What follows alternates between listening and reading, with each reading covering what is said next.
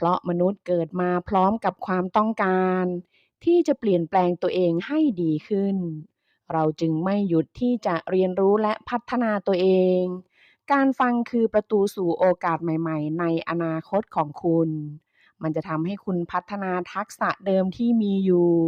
ควบคู่ไปกับการเพิ่มทักษะด้านอื่นๆที่คุณสนใจมันจะปลดล็อกศักยภาพที่มีอยู่ในตัวคุณเปลี่ยนคุณเป็นคนใหม่ที่ดีขึ้นเก่งขึ้นฉลาดขึ้นและมีประสิทธิภาพมากขึ้นจงฟังให้มากขึ้นแล้วความคิดคุณจะเปลี่ยน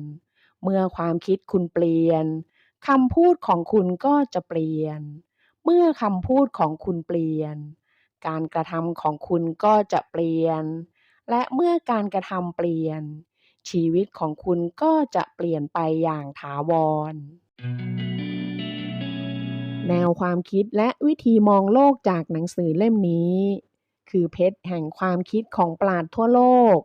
และบุคคลที่มีชื่อเสียงนับตั้งแต่อดีตจนถึงปัจจุบันมันเป็นเหมือนสมบัติล้ำค่าที่จะทำให้คุณได้เรียนรู้และนำไปปรับใช้กับชีวิตของตัวเองเพราะแค่ไม่กี่ประโยคที่คุณได้ฟังอาจเปลี่ยนชีวิตคุณไปตลอดกาล หยุดปิดกั้นความคิดของตัวเองด้วยคำว่าเป็นไปไม่ได้ก้าวออกมาจากกล่องใบเดิมๆแล้วมองใหม่มองให้เห็นความเป็นไปได้มากมายในโลกใบนี้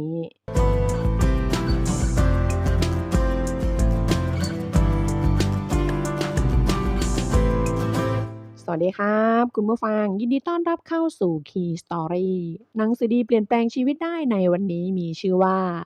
คิดพลิกชีวิตเขียนโดยคุณเชอร์มานรัตนพงษ์ตระกูลเธอได้รวบรวมคำคมที่เหล่านักปราชญ์หรือบุคคลที่ประสบความสำเร็จในการใช้ชีวิตได้กล่าวไว้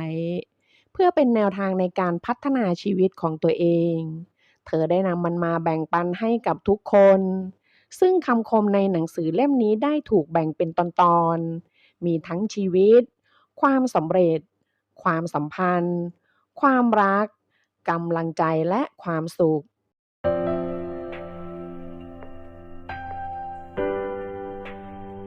ตอนที่1ชีวิตชีวิตคือความฝันสำหรับคนฉลาดคือเกมสำหรับคนโง่คือเรื่องตลกสำหรับคนรวยและคือเรื่องเศร้าสำหรับคนจนอย่ายอมให้ใครนิยามชีวิตคุณจงนิยามชีวิตตัวคุณเองความกังวลของเราไม่ได้เกิดจากคิดถึงอนาคตแต่เกิดจากความต้องการที่จะควบคุมมัน เริ่มต้นบนถนนที่ผิดพลาดพันเส้นดีกว่าใช้ชีวิตไปไม่ถึงไหนเพราะคุณรู้เส้นทางชีวิตคุณคือโอกาสจงลุกขึ้นไปค้นหามันชีวิตไม่คุ้มค่าที่จะใช้นอกจากมันจะถูกใช้เพื่อคนอื่นอิสรภาพคือความตั้งใจที่จะรับผิดชอบตัวเองการเปลี่ยนแปลงคือกฎของชีวิต และคนที่มองไปยังแค่อดีตหรือปัจจุบันจะพลาดอนาคตอย่างแน่นอนชีวิตนั้นง่ายมากแต่เรายืนกรานที่จะทำให้มันยุ่งยากเองคนที่กล้าใช้เวลา1 ชั่วโมงอย่างไร้ค่าคือคนที่ยังค้นไม่พบคุณค่าของชีวิตทุกคนต้องตายแต่ไม่ใช่ทุกคนที่ได้ใช้ชีวิตอย่างแท้จริง ราคาของสิ่งใดก็ตามคือปริมาณของชีวิตที่คุณแลกไปเพื่อมันอภิสิทธิ์ของเวลาชีวิตคือการเป็นตัวคุณสาระสำคัญอาจไม่ได้อยู่ที่ความยืดยาวของชีวิตแต่อยู่ที่เราใช้ชีวิตไปอย่างไรอย่าผ่านชีวิตไปจงเติบโตไปสู่ชีวิต ชีวิตไม่ใช่ปัญหาที่ต้องแก้ แต่คือความจริงที่ต้องลิ้มลอง เรื่องแย่สุดๆของชีวิตก็คือการมีทัศนคติที่แย่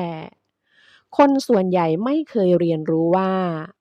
จุดมุ่งหมายหลักอย่างหนึ่งในชีวิตคือการมีความสุขกับมัน เราอยู่ที่นี่เพื่อเติมสิ่งที่เราสามารถเติมให้กับชีวิต ไม่ใช่เพื่อได้รับสิ่งที่เราสามารถได้รับจากชีวิตก้าวแรกที่สำคัญสู่การได้รับสิ่งที่คุณต้องการจากชีวิตคือตัดสินใจว่าคุณต้องการอะไรไม่มีใครเป็นคนที่ล้มเหลว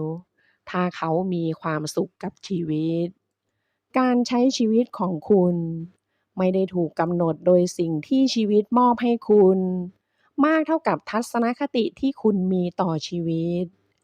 การใช้ชีวิตของคุณไม่ได้ถูกกำหนดโดยสิ่งที่เกิดขึ้นกับคุณมากเท่ากับวิธีที่จิตใจของคุณมองสิ่งที่เกิดขึ้นใครก็ตามที่หยุดเรียนรู้คือคนแก่แต่ใครก็ตามที่ยังคงเรียนรู้จะไม่มีวันแก่คนที่มองโลกตอนอายุ50เหมือนกับตอนอายุ20เขาได้ใช้30ปีในชีวิตของเขาไปอย่างไร้ค่าเรื่องเศร้าของชีวิตคือเราแก่เร็วเกินไปและฉลาดช้าเกินไปปีที่ดีที่สุดของชีวิตคุณคือปีที่คุณตัดสินใจว่าปัญหาของคุณเป็นของคุณความลับของความสำเร็จคือการเรียนรู้ที่จะใช้ความเจ็บปวดและความสุขแทนที่จะยอมให้ความเจ็บปวดและความสุขใช้คุณถ้าคุณทำเช่นนั้นคุณจะควบคุมชีวิตถ้าคุณไม่ทำชีวิตจะควบคุมคุณไม่มีอะไรสมบูรณ์แบบชีวิตยุ่งเหยิงความสัมพันธ์ซับซ้อนผลลัพธ์ไม่แน่นอนผู้คนไม่มีเหตุผลเราแต่ละคนต้องใช้ชีวิตเพื่อเป็นแบบอย่างให้คนอื่นกุญแจสู่ความเป็นอมตะคือใช้ชีวิตให้ควรค่าแก่การจดจำชีวิตเราทุกคนจบลงเหมือนกันแต่รายละเอียดที่ว่าเราใช้ชีวิตอย่างไรและตายอย่างไรเท่านั้นคือสิ่งที่แยกแยะคนคนหนึ่งออกจากคนอีกคนเป้าหมายหลักของชีวิตคือการใช้ชีวิตอย่างถูกต้องคิดอย่างถูกต้องและทำอย่างถูกต้องชีวิตคุณคือผลงานของการกระทำของคุณไม่มีใครที่คุณจะกล่าวโทษได้นอกจากตัวคุณเองไม่มีความผิดพลาดไม่มีความบังเอิญทุกเหตุการณ์คือพรที่เราได้รับเพื่อที่จะเรียนรู้จากมันคุณต้องเสี่ยงเราจะเข้าใจปาฏิหาริย์ของชีวิตอย่างแท้จริงเมื่อเรายอมให้สิ่งที่ไม่คาดคิดเกิดขึ้นเท่านั้นชีวิตมีอะไรมากกว่าการเร่งรัดมันโอกาสที่จะค้นพบพลังที่ลึกกว่าในตัวเรา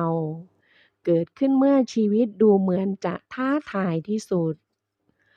คนที่ไม่ได้เอาชนะความกลัวบางอย่างทุกวันไม่เคยเรียนรู้ความลับของชีวิต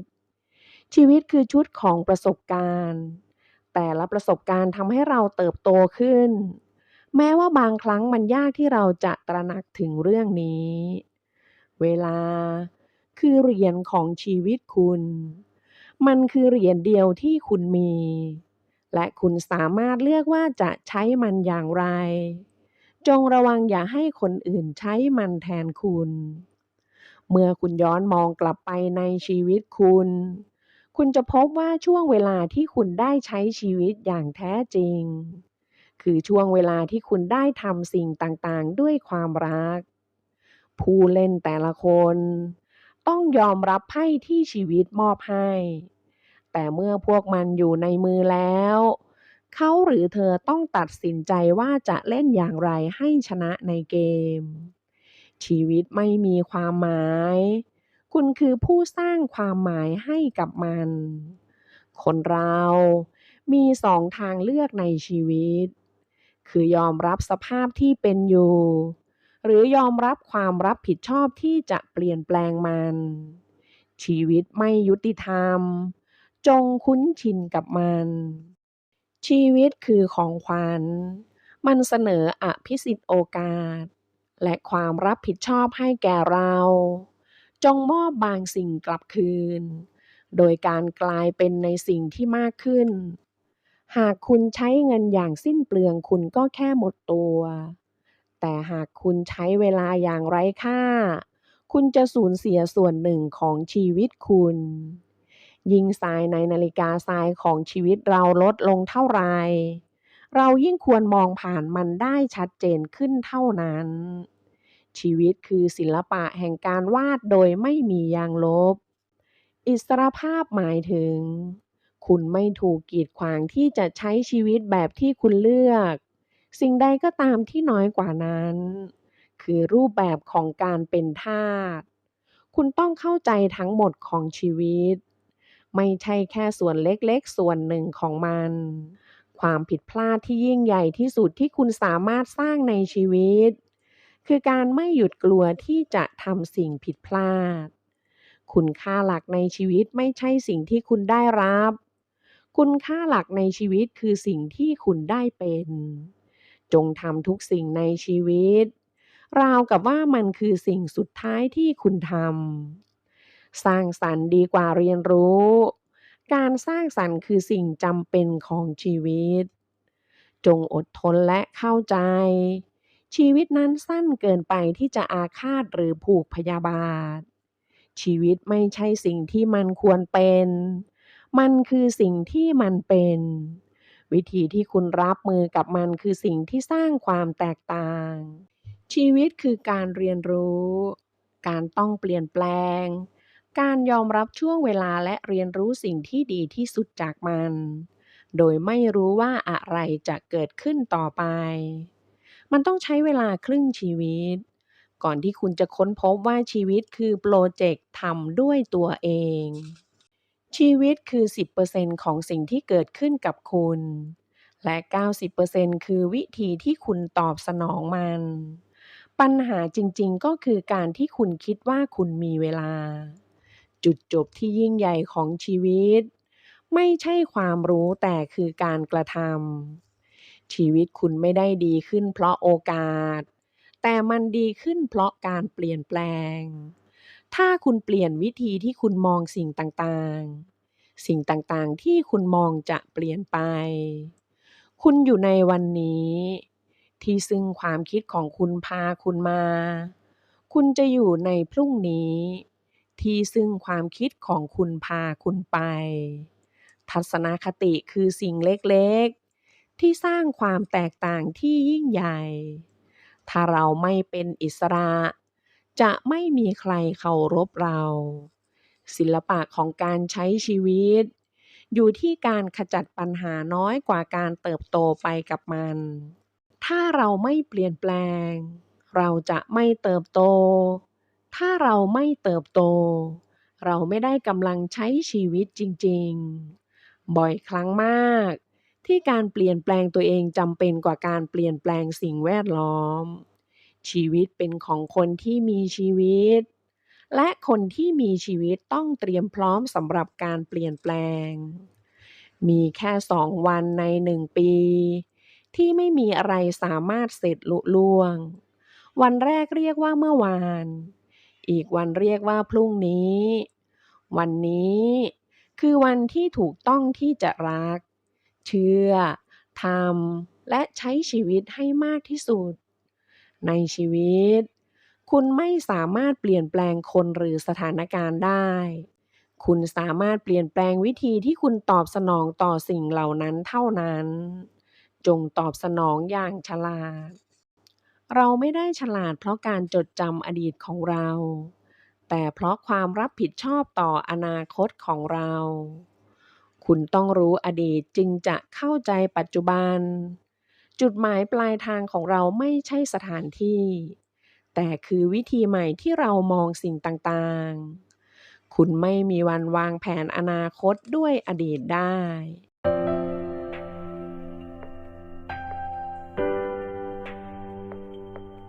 ตอนที่ 2 ความสำเร็จ ช่วงเวลาที่น่ากลัวที่สุด มักจะเป็นช่วงเวลาก่อนที่คุณจะเริ่มต้น จงไว้ใจตัวเอง เพราะคุณรู้มากกว่าที่คุณคิดว่าคุณรู้ ถ้าคุณไม่สามารถยอมรับการแพ้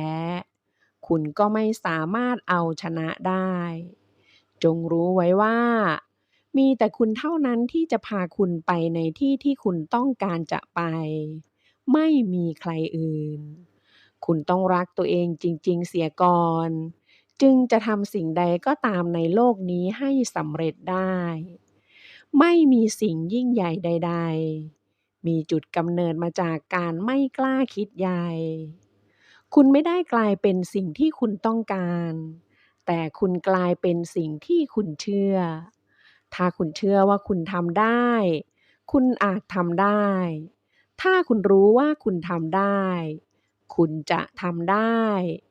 คุณจะลังเลในตัวใครก็ได้แต่อย่าลังเลในตัวเองหน้าที่ในชีวิตเราไม่ใช่การประสบความสำเร็จแต่มันคือการล้มเหลวต่อไปด้วยกำลังใจที่ดีความสำเร็จไม่ได้ถูกวัดจากที่ที่เราไปถึงในชีวิตมากกว่าเท่ากับอุปสรรคที่เราเอาชนะได้จงยอมรับความท้าทายแล้วคุณอาจรู้สึกถึงความเบิกบานของชัยชนะถ้าปราศจากเป้าหมายและแผนการที่จะไปให้ถึงคุณก็เหมือนเรือที่ล่องออกไปโดยปราศจากจุดหมายปลายทางคนที่คิดว่าเขาคือคนที่มีความสุขที่สุดเขาเป็นเช่นนั้นจริงๆแต่คนที่คิดว่าเขาคือคนที่ฉลาดที่สุดคือคนที่โง่ที่สุดทำเสร็จย่อมดีกว่าสมบูรณ์แบบความไม่สมบูรณ์แบบคือความสวยงามความบ้าคืออัจฉริยภาพและการเป็นในสิ่งที่น่าหัวเราะย่อมดีกว่าการเป็นในสิ่งที่น่าเบื่อหน่ายอย่ากลัวที่จะไปอย่างช้าๆแต่จงกลัวที่จะยืนอยู่เฉยๆพลังแห่งความคิดสร้างสรรค์สามารถช่วยชีวิตคุณได้คุณจะได้รับทุกสิ่งที่คุณต้องการในชีวิตถ้าคุณช่วยเหลือคนมากพอให้พวกเขาได้รับสิ่งที่พวกเขาต้องการคนที่ไม่กล้าพอที่จะเสี่ยงจะทำอะไรไม่สำเร็จเลยในชีวิตถ้าเราก้าวไปข้างหน้าอย่างมั่นใจในทิศทางของความฝันของเราและพยายามที่จะใช้ชีวิตแบบที่เราจินตนาการไว้เราจะพบความสำเร็จอย่างไม่คาดคิดในชั่วโมงธรรมดาจงสร้างตัวตนที่คุณมีความสุขที่จะอยู่ด้วยไปตลอดชีวิต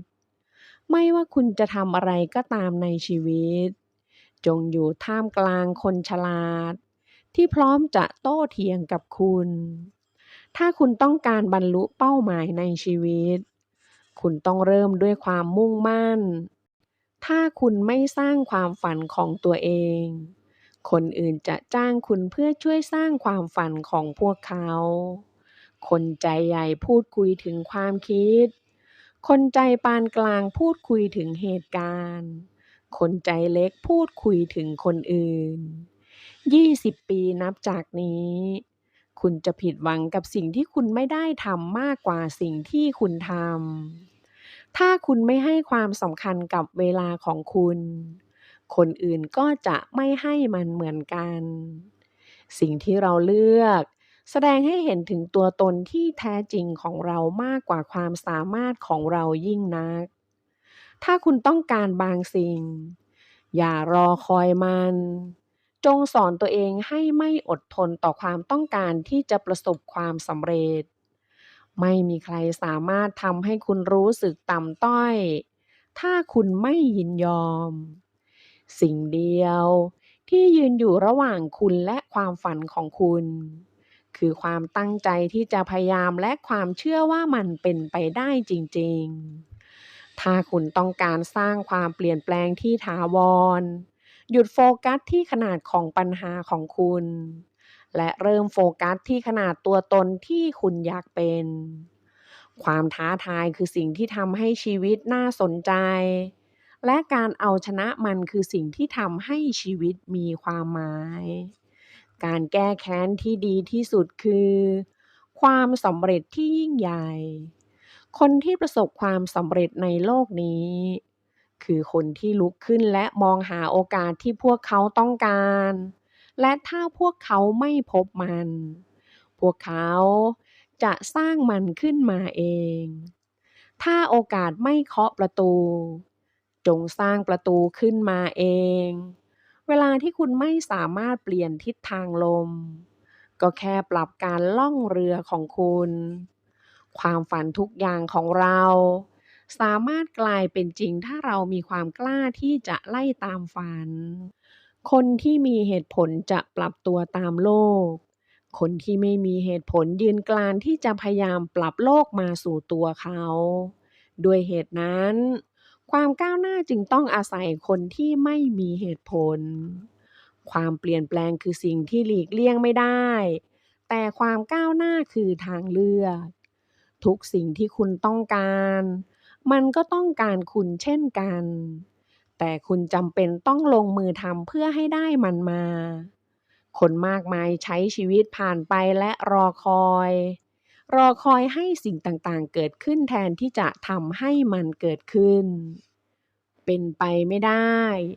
คือคำพูดคำใดที่ถูกโยนไปรอบๆโดยคนเล็กๆที่พบว่ามันง่ายกว่าที่จะใช้ชีวิตอยู่ในโลกที่พวกเขาได้ถูกมอบให้แทนที่จะค้นหาพลังที่พวกเขามีอยู่เพื่อเปลี่ยนแปลงมันเป็นไปไม่ได้ไม่ใช่ความจริงแต่มันคือความเชื่อความสามารถอาจพาคุณไปยังจุดสูงสุดแต่อุปนิสัยคือสิ่งที่รักษาคุณไว้ที่นั่นหยุดมองอุปสรรคเป็นเหตุผลว่าทำไมคุณจึงทำไม่ได้จงมองมันเป็นเหตุผลว่าทำไมคุณจึงทำได้หนทางสู่ความล้มเหลวอาจมีได้หลายวิธีแต่หนทางสู่ความสำเร็จนั้นมีเพียงวิธีเดียว ความอิจฉาริษยา มันก็แค่ภาษีที่คุณจ่ายให้กับความสำเร็จ อย่าปรึกษาเรื่องความกลัวของคุณ แต่จงปรึกษาเรื่องความหวังและความฝันของคุณ อย่าคิดถึงความผิดหวัง แต่จงคิดถึงศักยภาพของคุณที่ยังไม่ถูกเติมเต็ม อย่านึกถึงสิ่งที่คุณพยายามและล้มเหลว แต่จงนึกถึงสิ่งที่ยังเป็นไปได้ที่คุณจะทำ ถ้าคุณไม่ถูกวิพากษ์วิจารณ์คุณคงจะไม่ประสบความสำเร็จ คนที่กล้าเสี่ยงที่จะไปไกลเท่านั้นที่สามารถค้นพบว่าคนคนหนึ่งสามารถก้าวไปได้ไกลแค่ไหน ความฉลาดที่ปราศจากความทะเยอทะยานเปรียบดั่งนกที่ไร้ปีกวิธีเดียวที่จะค้นพบขีดจำกัดของความเป็นไปได้คือการก้าวเข้าไปยังความเป็นไปไม่ได้ไม่มีอะไรเป็นไปไม่ได้สำหรับคนที่จะพยายามยิ่งอุปสรรคหนักหนาเท่าไรการเอาชนะมันก็ยิ่งน่าภาคภูมิใจเท่านั้น ความอ่อนแอที่สุดของเราอยู่ในการล้มเลิก วิธีที่แน่นอนที่สุดที่เราจะประสบความสำเร็จคือพยายามอีกครั้งเสมอ ชีวิตที่แข็งแรงถูกกระตุ้นโดยเป้าหมายที่มีพลัง เงินจะไม่สร้างความสำเร็จ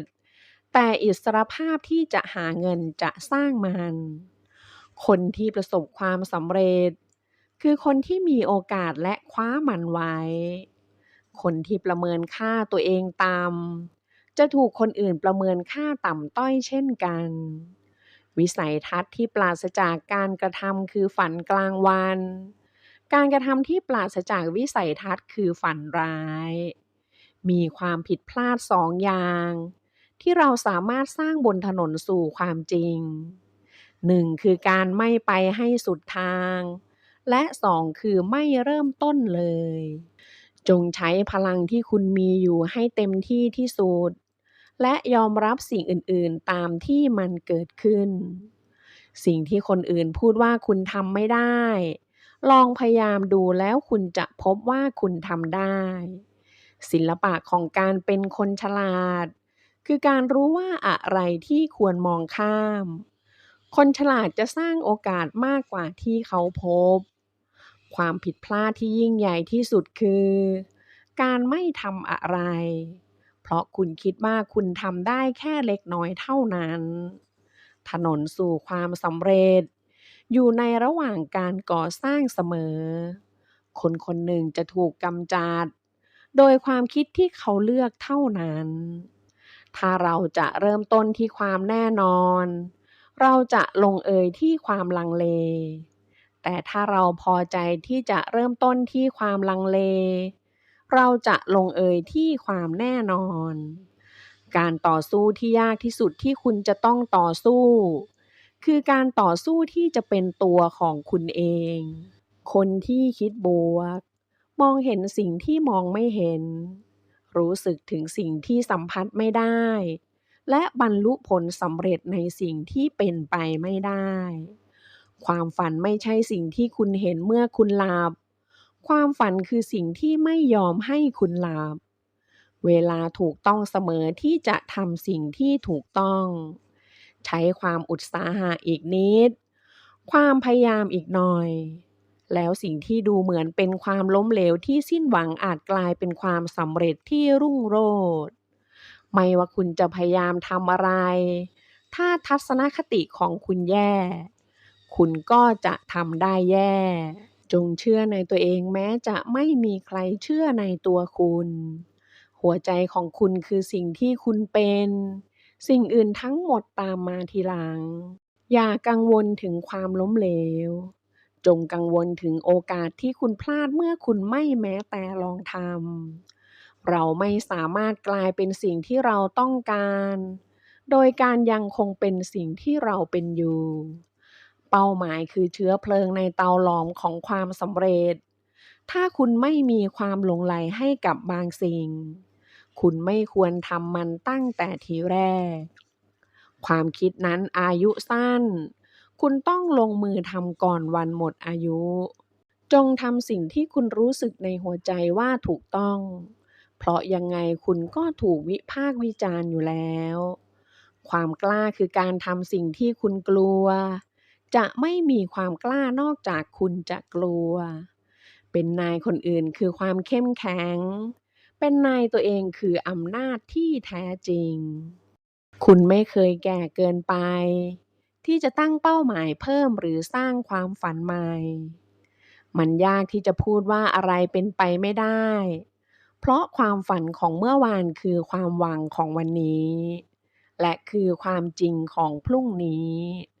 อนาคตเป็นของคนที่เชื่อในความสวยงามของความฝันของพวกเขาการแต่งตัวของเรามีผลต่อวิธีที่เราคิดวิธีที่เราแสดงออกและวิธีที่คนอื่นตอบสนองต่อเราถ้าคุณสามารถทำแค่สิ่งหนึ่งได้ดีใครบางคนจะต้องการคุณที่สมบูรณ์แบบที่จะเริ่มต้นคือที่ที่คุณอยู่ในขณะนี้ความอดทนและเวลาช่วยได้มากกว่าเรี่ยวแรงและความหลงใหลคุณอาจล่าช้าแต่เวลาจะไม่รอคุณเลยจนกว่าคุณจะมองเห็นคุณค่าของตัวคุณคุณจะมองไม่เห็นคุณค่าของเวลาของคุณจนกว่าคุณจะมองเห็นคุณค่าของเวลาของคุณคุณจะไม่ทำอะไรกับมันเวลาคือสิ่งที่เราต้องการมากที่สุดและเวลาคือสิ่งที่เราใช้ได้แย่ที่สุด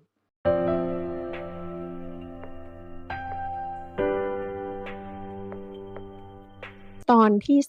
3ความสัมพันธ์ความรักเพื่อนยอมรับคุณในแบบที่คุณเป็นพิจารณาดูว่า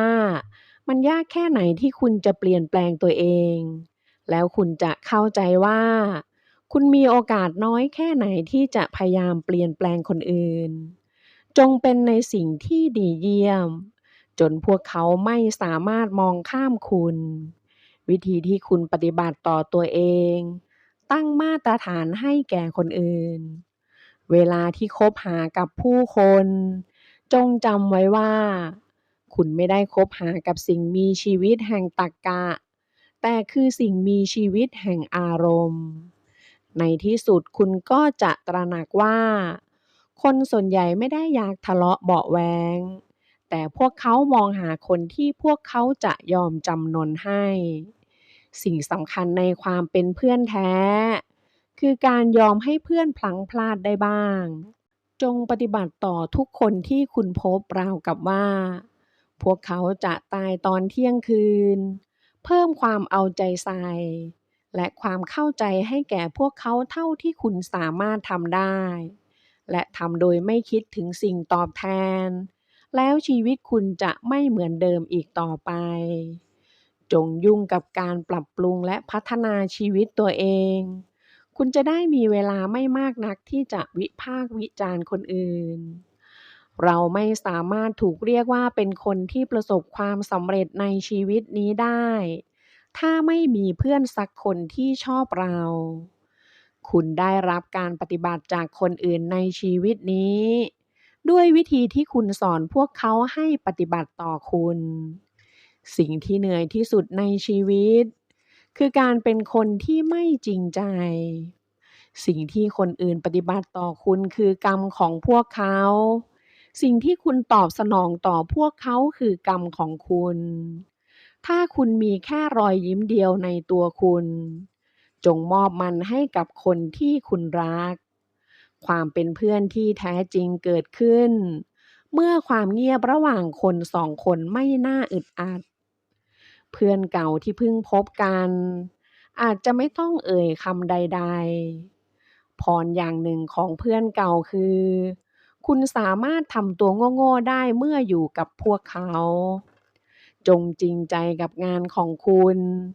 คำพูดของคุณและเพื่อนของคุณเพื่อนคือคนที่คุณสามารถโทรหาได้ตอนตีสี่อย่าอธิบายตัวเองเพื่อนของคุณไม่ได้ต้องการและศัตรูของคุณจะไม่เชื่อช่วงเวลาร้ายๆแสดงให้เห็นว่าใครที่ไม่ใช่เพื่อนแท้คุณสมบัติที่สวยงามที่สุดอย่างหนึ่งของความเป็นเพื่อนแท้คือการมอบความเข้าใจเพื่อที่จะได้รับความเข้าใจในการแก้แค้นเราจะเท่าเทียมกับศัตรูแต่ในการให้อภัยเราจะเหนือกว่ามันง่ายมากที่จะทำให้ใครบางคนแพ้แต่มันยากมากที่จะชนะใครบางคนความอ้างว้างที่โหดร้ายที่สุดคือการไม่มีเพื่อนแท้ก่อนที่คุณจะสามารถเปลี่ยนแปลงคนอื่นคุณต้องเปลี่ยนแปลงตัวเองเสียก่อนความใจดีคือการรักคนอื่นมากกว่าที่พวกเขาคู่ควรถ้าคุณไม่สามารถเป็นแสงอาทิตย์ให้ใครบางคนจงอย่าเป็นเมฆที่บดบังแสงอาทิตย์ของพวกเขาจงมองตัวเองให้ดีก่อนที่จะวิพากษ์วิจารณ์คนอื่นเพราะสิ่งที่ไม่ดีที่คุณเห็นในตัวพวกเขาจะเป็นบทเรียนให้แก่คุณเช่นกันเป้าหมายของเราไม่ใช่การกลายเป็นกันและกันแต่คือการรู้จักกันและกันเรียนรู้เพื่อจะมองเห็นอีกฝ่ายและเคารพในสิ่งที่อีกฝ่ายเป็นความตายจบชีวิตแต่ไม่ใช่ความสัมพันธ์มีแต่เวลาที่เราไม่ได้ต้องการใครบางคนมากเกินไปเท่านั้นเราจึงสามารถมีความสัมพันธ์กับพวกเขาได้เวลาเดียวที่ความสัมพันธ์จะดีคือเวลาที่เรารักมันจริง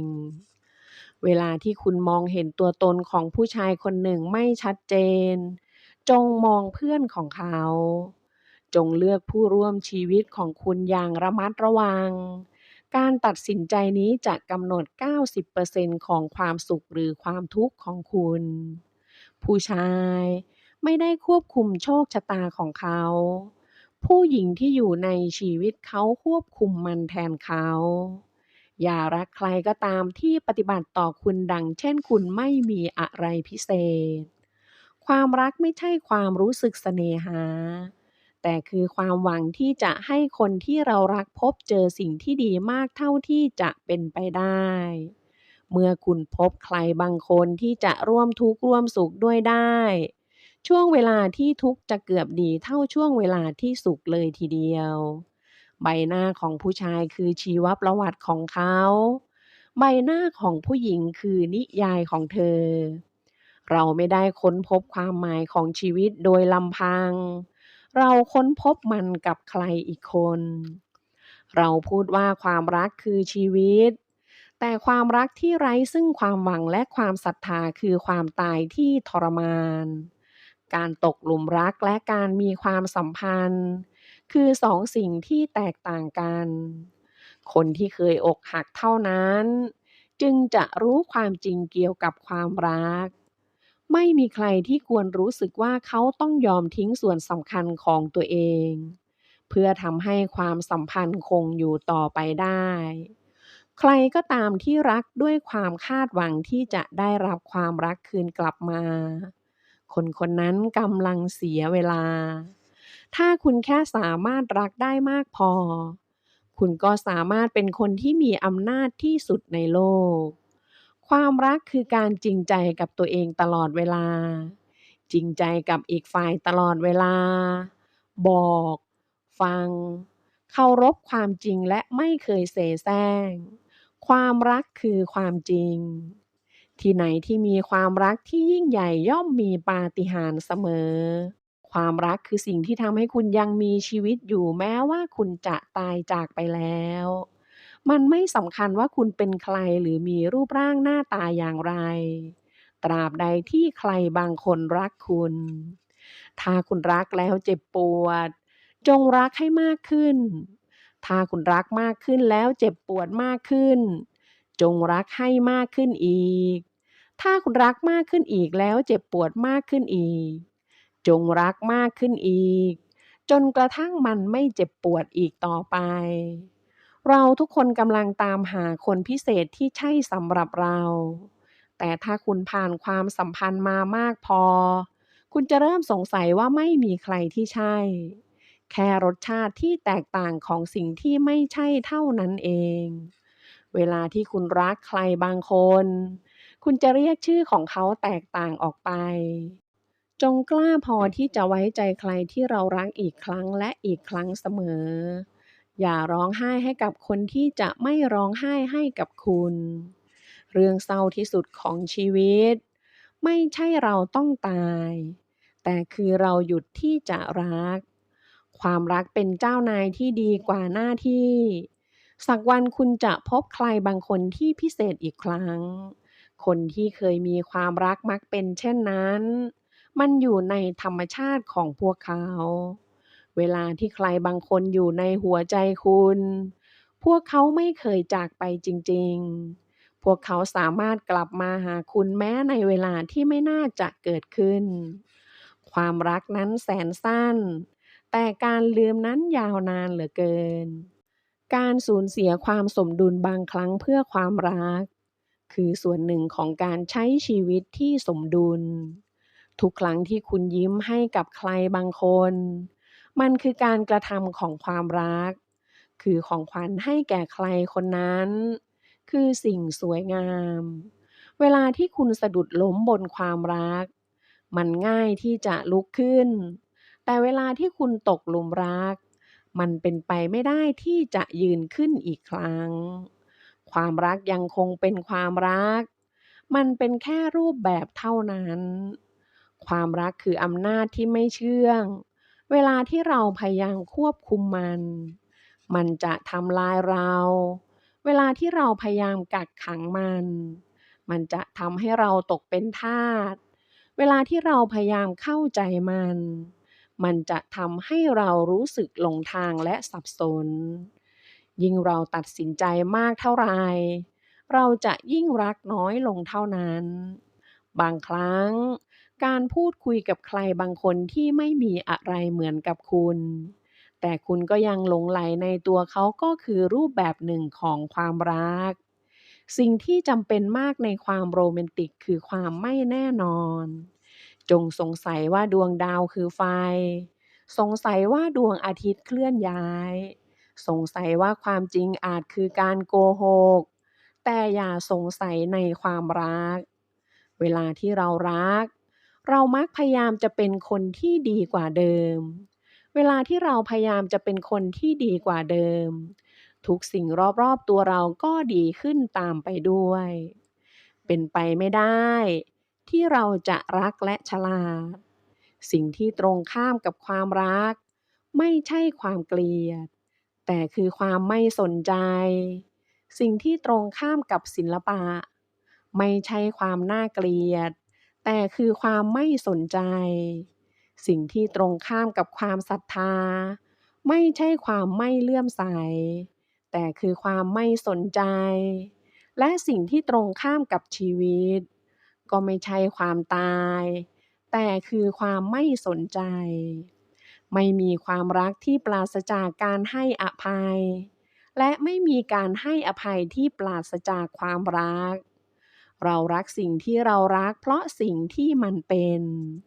คนที่เห็นแก่ตัวไม่สามารถรักคนอื่น และไม่สามารถรักตัวเองด้วยเช่นกัน เราไม่ควรที่จะไม่มีความสุขที่ได้รัก แม้แต่ความรักที่ไม่ได้ความรักกลับคืนมาก็ยังมีสายรุ้งของมัน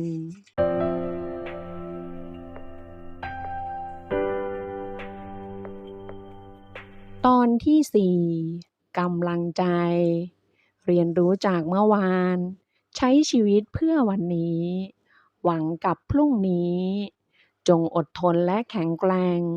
สักวันความเจ็บปวดนี้จะมีประโยชน์ต่อคุณ คุณไม่มีวันรู้ว่า คุณเข้มแข็งแค่ไหน จนกระทั่งการเข้มแข็งคือทางเลือกเดียวที่คุณมี เราต้องยอมรับความผิดหวังที่มีขอบเขต แต่ไม่มีวันสูญเสียความหวังที่ไม่มีขอบเขต คุณต้องยอมรับสิ่งใดก็ตามที่เข้ามา และสิ่งเดียวที่สำคัญคือคุณต้องเผชิญหน้ากับมันด้วยความกล้า และด้วยสิ่งที่ดีที่สุดที่คุณสามารถให้ได้ ช่วงเวลาที่ยากลำบากไม่เคยอยู่นาน แต่คนที่แข็งแกร่งนั้นอยู่ทน คุณไม่เคยดีเท่าที่ทุกคนบอกคุณเวลาที่คุณชนะ และคุณไม่เคยแย่เท่าที่พวกเขาพูดเวลาที่คุณแพ้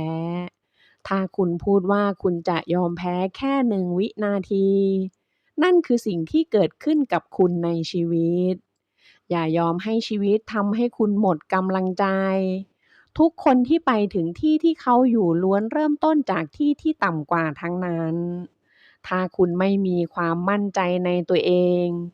นั่นคือคุณพ่ายแพ้ถึง2 เท่าในการแข่งขันของชีวิต ชีวิตนั้นน่าสนใจมาก ที่สุดแล้วบางความเจ็บปวดที่หนักหนาที่สุดของคุณ จะกลายเป็นความเข้มแข็งที่สุดของคุณ มีผู้คนเข้ามาในชีวิตคุณอย่างน่าตกใจและน่าประหลาดใจ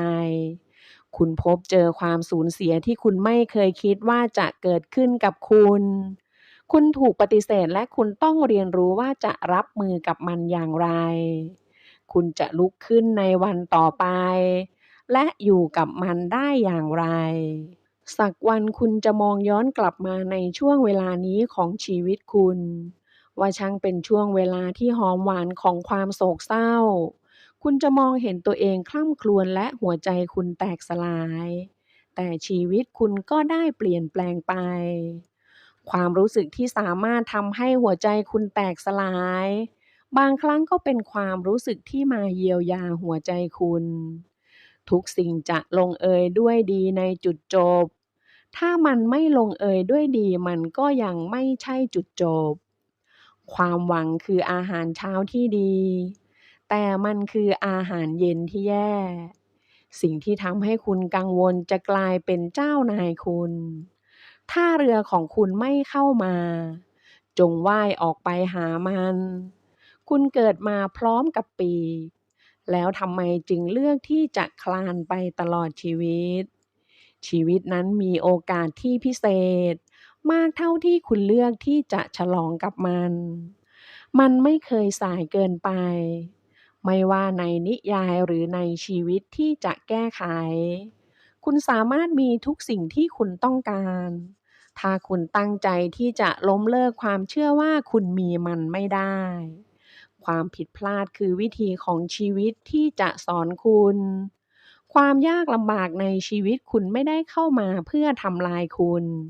แต่เพื่อช่วยให้คุณตระหนักถึงศักยภาพและพลังที่ซ่อนอยู่ในตัวคุณ จงทำให้ความยากลำบากรู้ว่า คุณก็แข็งแกร่งเช่นกัน ถ้าคุณบินไม่ได้ จงวิ่ง ถ้าคุณวิ่งไม่ได้ จงเดิน ถ้าคุณเดินไม่ได้ จงคลาน แต่ไม่ว่าคุณจะทำอะไร คุณต้องไม่หยุดที่จะไปข้างหน้า ทุกสิ่งจะเปลี่ยนแปลงเมื่อคุณต้องการที่จะก้าวไปข้างหน้ามากกว่าที่จะหยุดอยู่ตรงนี้เวลาที่ชีวิตทำคุณล้มพยายามลงด้วยหลังของคุณเพราะถ้าคุณสามารถมองฟ้าได้คุณก็ย่อมสามารถลุกขึ้นได้อีกครั้งไม่มีใครที่พยายามอย่างเต็มที่ที่สุดและเสียดายมันจำไว้ว่าทุกคนต่างทุกข์ทรมานในชีวิตของพวกเขาเองแม้คุณจะมองไม่เห็นมันแม้คุณจะคิดว่าพวกเขาผ่านมันมาได้อย่างง่ายๆปัญหาก็แค่โอกาสในชุดทำงานในแต่ละวันของคุณจงอยู่รอบข้างคนที่คุณรักคนที่กระตุ้นคุณคนที่ให้กำลังใจคุณและทำให้คุณรู้สึกดีที่เป็นตัวของตัวเองการกระทำที่ยิ่งใหญ่ที่สุดแห่งความศรัทธาบางทีก็แค่การลุกขึ้นมาและเผชิญหน้ากับอีกวันหนึ่งคุณไม่สามารถคาดหวังชัยชนะแต่วางแผนแบบผู้แพ้ได้แค่เพราะคุณเริ่มพยายามทำสิ่งที่ถูกไม่ได้หมายถึงคนอื่นจะยอมให้คุณลืมสิ่งที่คุณเคยทำผิดจงมีกำลังใจคุณไม่ใช่ภาระความบังเอิญหรือความผิดพลาดคุณเกิดมาเพื่อสิ่งที่ยอดเยี่ยมที่คุณไม่สามารถจินตนาการว่าคุณจะพบเจอมันที่ซึ่งไม่มีวิสัยทัศน์ย่อมไม่มีความหวังการใช้ชีวิตอย่างไร้ความหวังคือการหยุดใช้ชีวิตความอ่อนแอไม่สามารถให้อภัยได้การให้อภัยคือคุณลักษณะของคนเข้มแข็งบางครั้งคุณก็ไม่ตระหนักถึงความเข้มแข็งของคุณ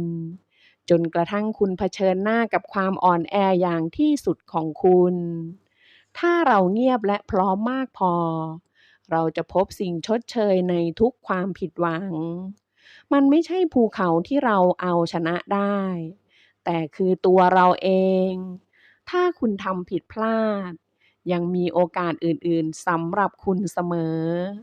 ความอ่อนแอของทัศนคติกลายเป็นความอ่อนแอของตัวตนไม่มีอะไรเกิดขึ้นจนกระทั่งความเจ็บปวดของการอยู่ที่เดิมนั้นมากกว่าความเจ็บปวดของการเปลี่ยนแปลงเราต้องใหญ่พอที่จะยอมรับความผิดพลาดของตัวเอง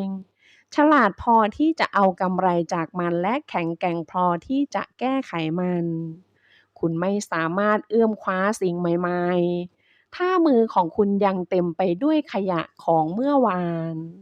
เขาว่ากันว่าเวลาเปลี่ยนแปลงสิ่งต่างๆแต่จริงๆแล้วคุณต้องเปลี่ยนแปลงมันด้วยตัวเองความเข้มแข็งไม่ได้เกิดจากสิ่งที่คุณสามารถทำได้มันเกิดจากการเอาชนะสิ่งที่คุณเคยคิดว่าคุณไม่สามารถทำได้เป็นสิงโตแค่วันเดียวดีกว่าเป็นแกะไปตลอดชีวิตมีแต่คนที่ทรมานสูญเสียอดทนกับความทุกข์ยากและล้มลุกคลุกคลานจากความพ่ายแพ้สู่ความพ่ายแพ้เท่านั้นที่รู้จักชีวิตอย่างแท้จริงความเข้มแข็งของตัวตนไม่ได้เกี่ยวกับเรื่องที่ว่าคุณอดทนได้มากแค่ไหนก่อนที่คุณจะพ่ายแพ้เสมอไปแต่มันเกี่ยวกับเรื่องที่ว่าคุณอดทนได้มากแค่ไหนหลังจากที่คุณพ่ายแพ้ด้วยความเข้มแข็งคือการรู้ว่าเป็นไปไม่ได้ที่เราจะแข็งแรงตลอดเวลาชีวิตมีหลายวิธีที่จะทดสอบความมุ่งมั่นของเราไม่ว่าจะโดยการที่ไม่มีอะไรเกิดขึ้นเลยหรือโดยการที่ทุกสิ่งเกิดขึ้นพร้อมกันมีสิ่งที่ดีกว่าสิ่งที่เราทิ้งไว้ข้างหลังมากมายนักเรามีความเข้มแข็งที่จะตัดสินมองและเข้าใจว่าความท้าทายคือบทเรียนที่จะเรียนรู้จากมันบ่อยครั้งที่สุดที่ความแตกต่างของการชนะและการแพ้คือการไม่ล้มเลิกคุณมีอำนาจเหนือกว่าจิตใจคุณไม่ใช่เหตุการณ์ภายนอกจงตระหนักถึงสิ่งนี้แล้วคุณจะพบความเข้มแข็งของคุณสุดท้ายสิ่งที่ดีที่สุดที่เราสามารถทำได้เมื่อฝนตกก็คือปล่อยให้มันตกเมื่อคุณมาถึงปลายเชือกจงผูกปมและโหนต่อไปการอดทนกับคนอื่นคือความรัก การอดทนกับตัวเองคือความหวัง การอดทนกับพระเจ้าคือความศรัทธารอยยิ้มของคุณคือวิธีเดียวที่จะแสดงให้พวกเขาเห็นว่าพวกเขาไม่ได้ชนะคุณ คุณสามารถอดทนและเอาชนะความเจ็บปวดได้ ถ้าคุณโอบกอดมัน ถ้าคุณปฏิเสธหรือกลัวมัน มันจะเพิ่มขึ้น อย่ากลัวความเปลี่ยนแปลง เพราะมันกำลังนำคุณไปสู่การเริ่มต้นครั้งใหม่ จงคาดคิดถึงปัญหา ดังเช่นมันคือส่วนหนึ่งที่หลีกเลี่ยงไม่ได้ของชีวิต และบอกย้ำคำพูดที่ปลอบโยนที่สุดกับตัวเอง สิ่งนี้จะผ่านไปเช่นกัน จำไว้ว่า บางครั้งไม่ได้รับสิ่งที่คุณต้องการคือโชคดีที่สุด ถ้าคุณอยากได้สิ่งที่คุณรัก คุณต้องอดทนกับสิ่งที่คุณเกลียดเสียก่อน บ่อยครั้งที่ความยากลำบากเตรียมพร้อม คนธรรมดาสำหรับโชคชะตาที่ไม่ธรรมดา ท้ายที่สุดแล้ว คนที่ไม่เชื่อในอำนาจวิเศษ จะไม่มีวันพบมัน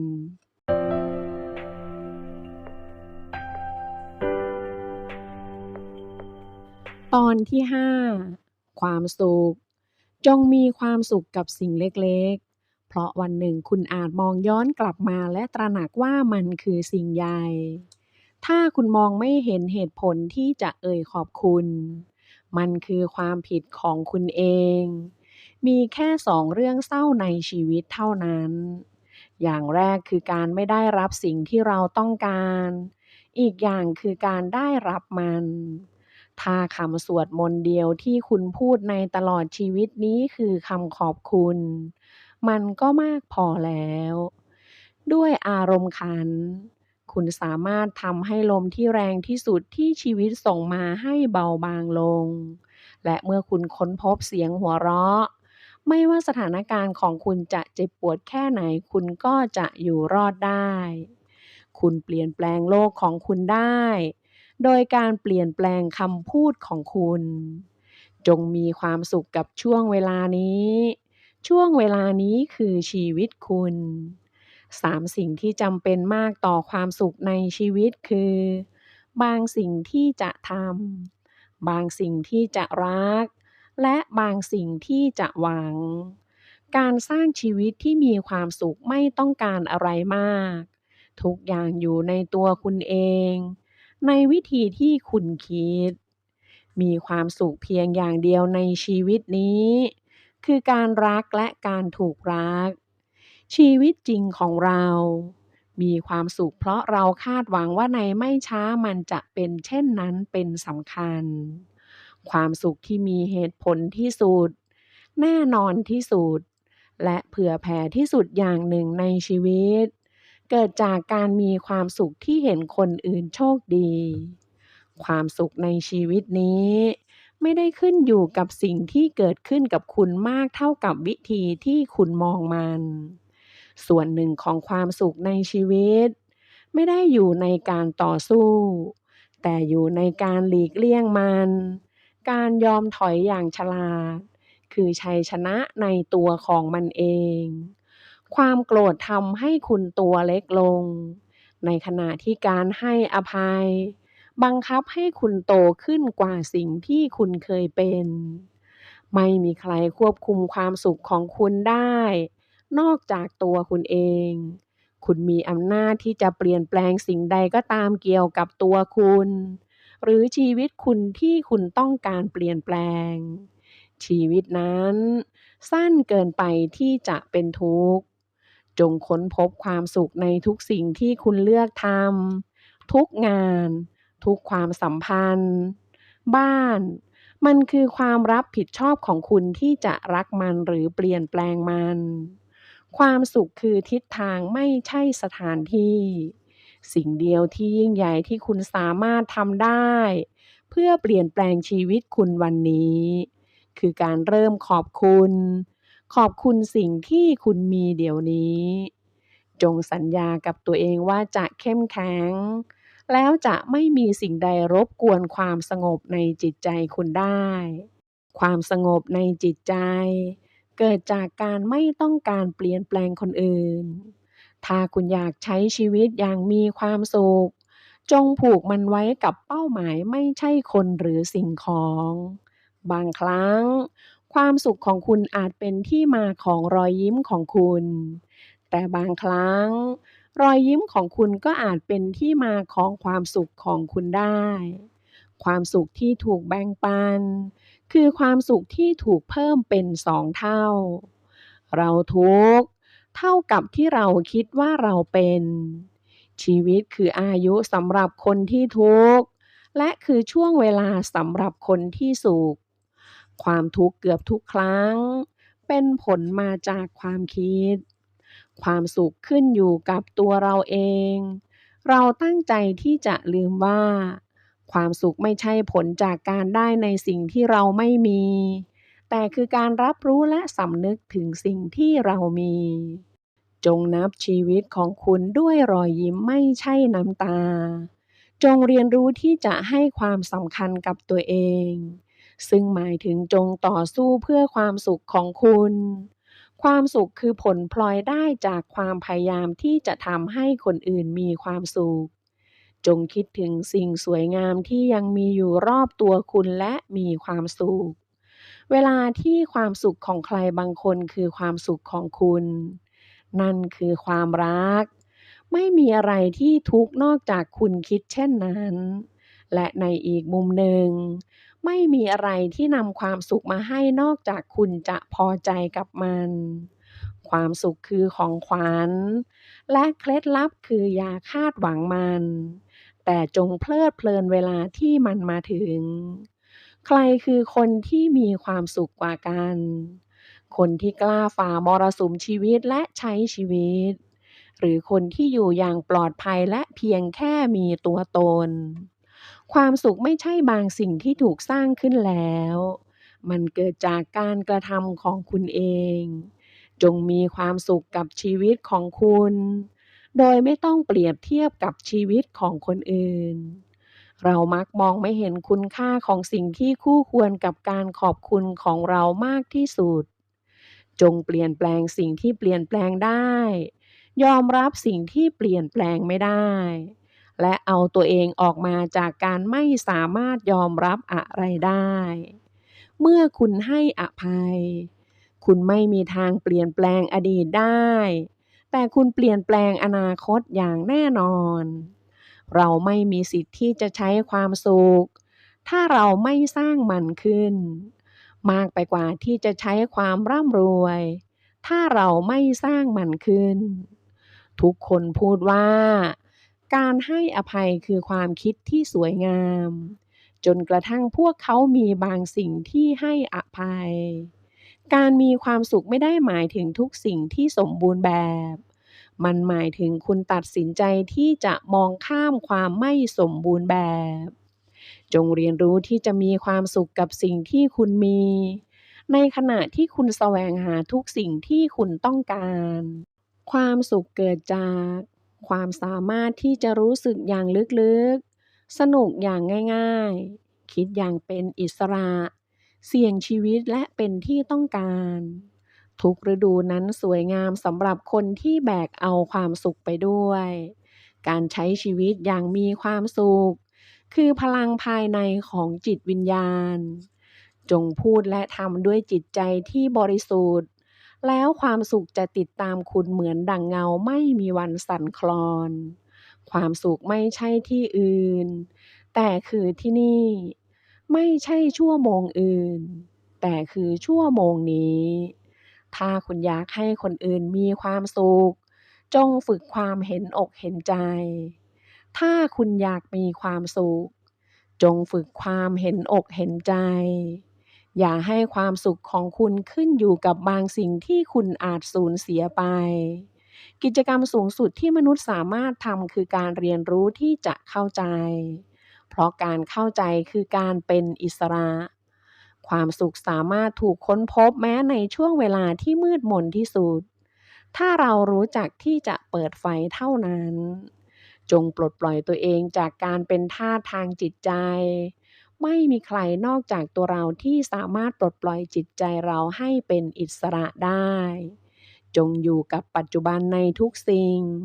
และรู้สึกขอบคุณทุกสิ่ง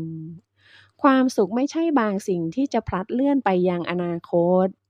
มันคือบางสิ่งที่คุณออกแบบเพื่อปัจจุบันความรู้สึกขอบคุณทำให้ทุกสิ่งที่เรามีนั้นเพียงพอคนที่มีความสุขมีสองสิ่งที่เหมือนกัน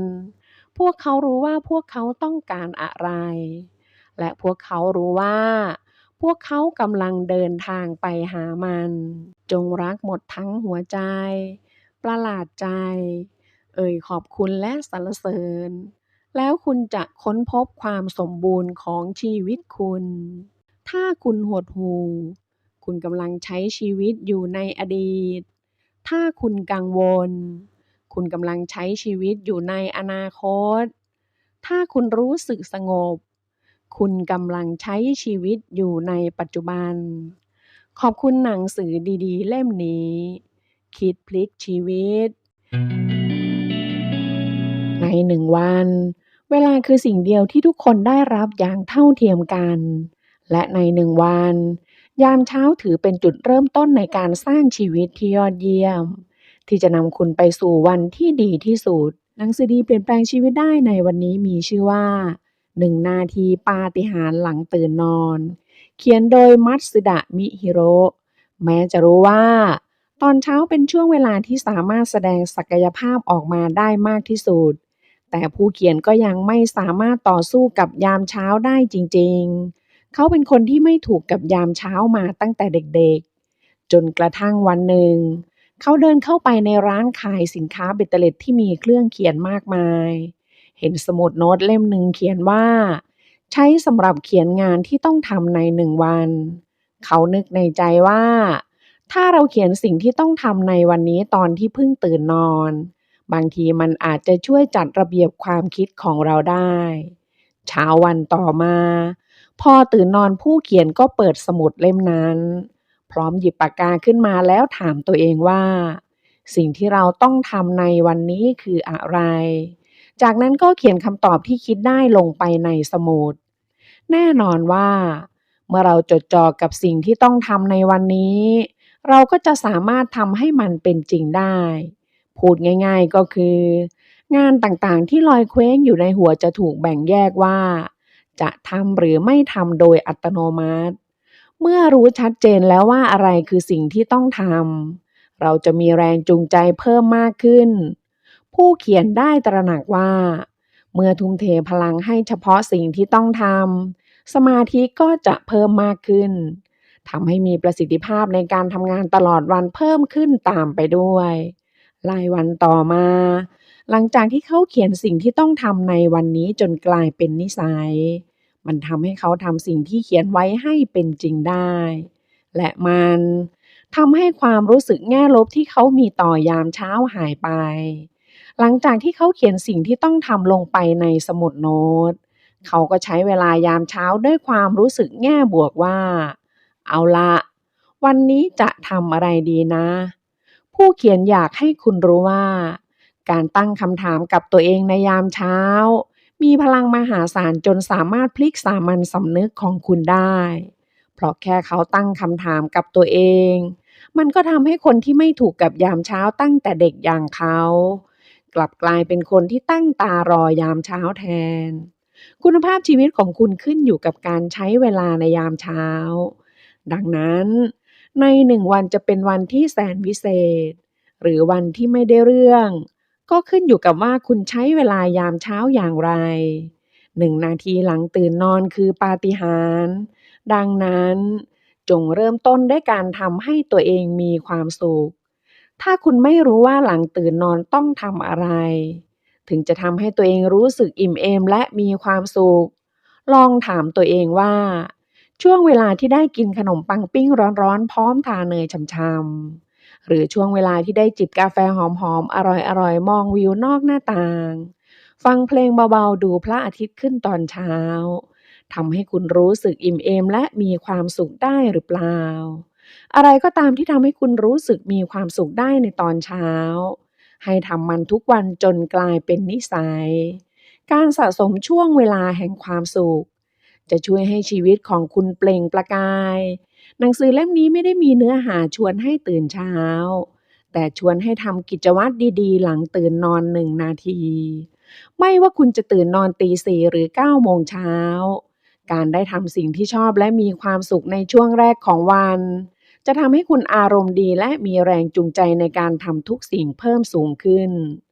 ลองใช้เวลา1 นาทีหลังตื่นนอน ตั้งคำถามที่สามารถสร้างปาฏิหาริย์ให้กับตัวเองได้ ในสมองของคนเรามีความรู้สึกหลากหลายกว่าที่คิด ซึ่งเราไม่สามารถพูดมันออกมาได้ทั้งหมด การถามตัวเองว่าตอนนี้รู้สึกอย่างไรหลังตื่นนอน สามารถปรับสภาพจิตใจของเราในตอนเช้าได้ มันเป็นคำถามที่ช่วยให้รู้ตัวว่า ตัวเราในตอนนี้เป็นอย่างไร หากคำตอบที่ได้เป็นความรู้สึกในแง่ลบ วิธีปรับเปลี่ยนความรู้สึกที่ง่ายที่สุดคือ ถามตัวเองว่าวันนี้ต้องเป็นแบบไหนถึงจะเป็นวันที่ยอดเยี่ยม เพราะสมองของเรามีกลไกอย่างหนึ่งคือ เมื่อถูกตั้งคำถามมันจะพยายามค้นหาสิ่งที่นำไปสู่คำตอบโดยอัตโนมัติ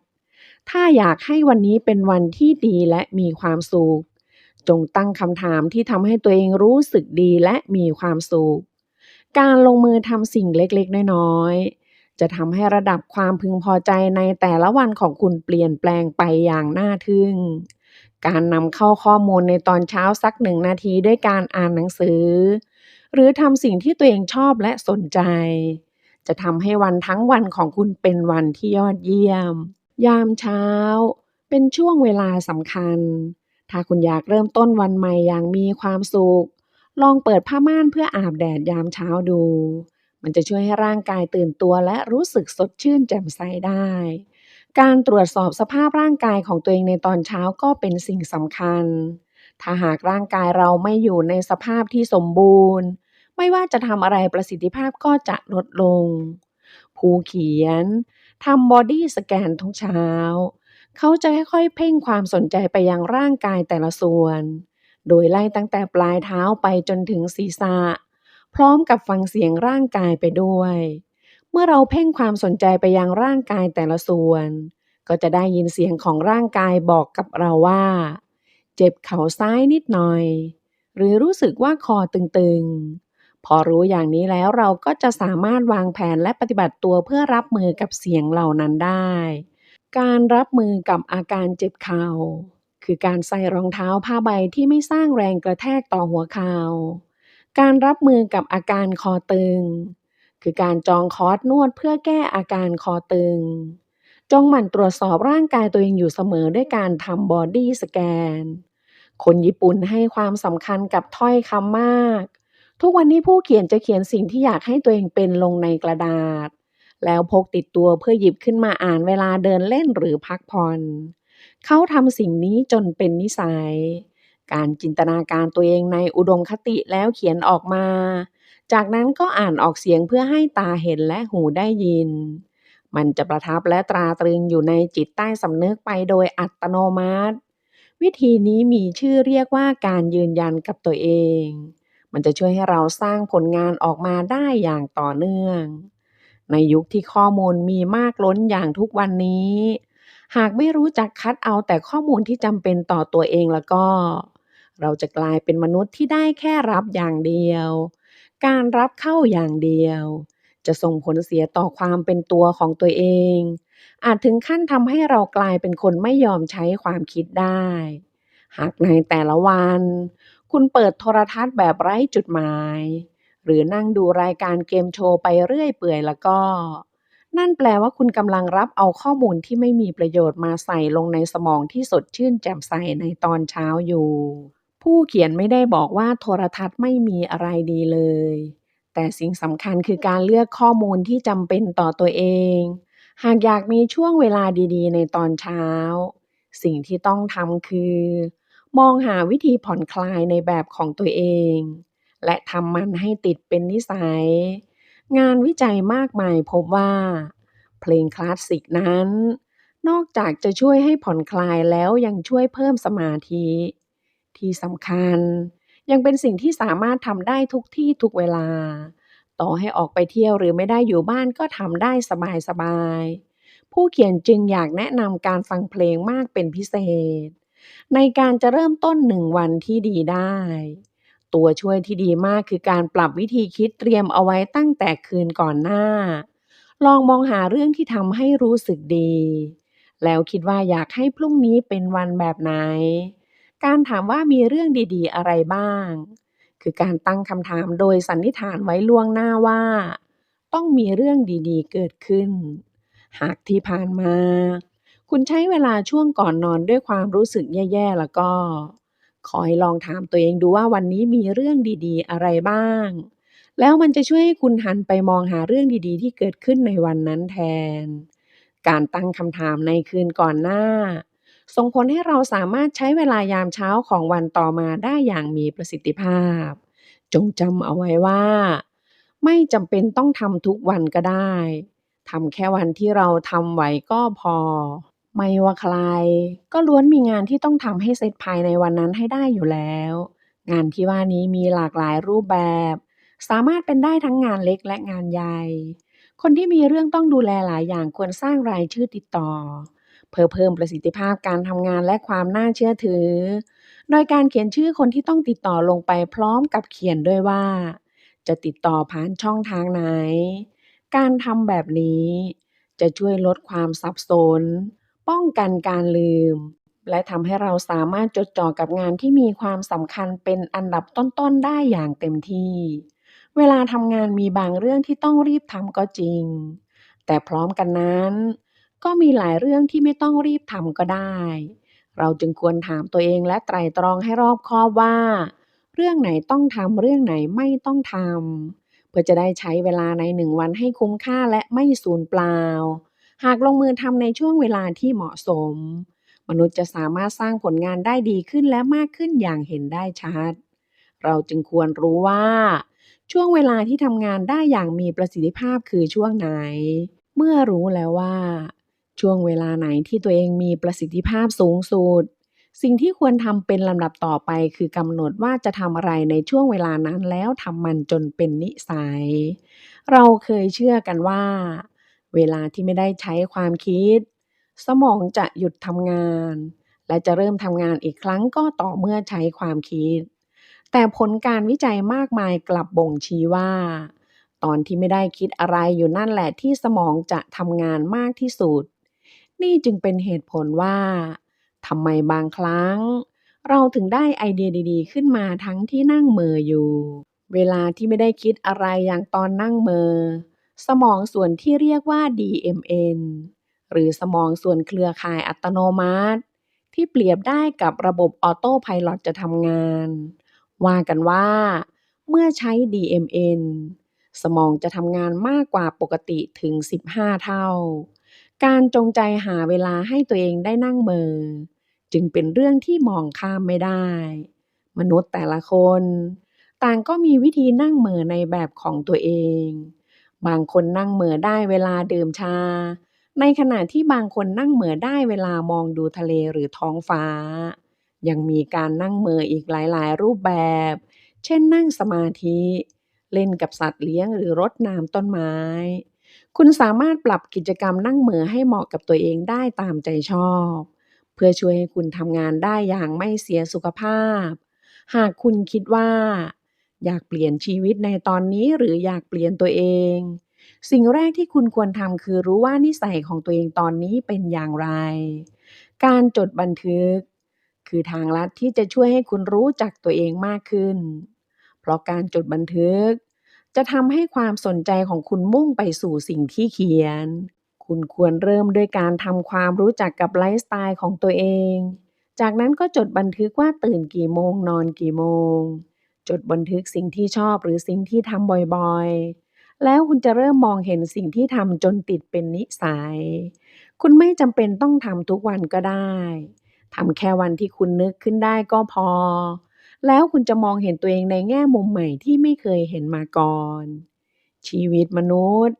คือการสร้างสมของช่วงเวลา1วินาที1นาที1วัน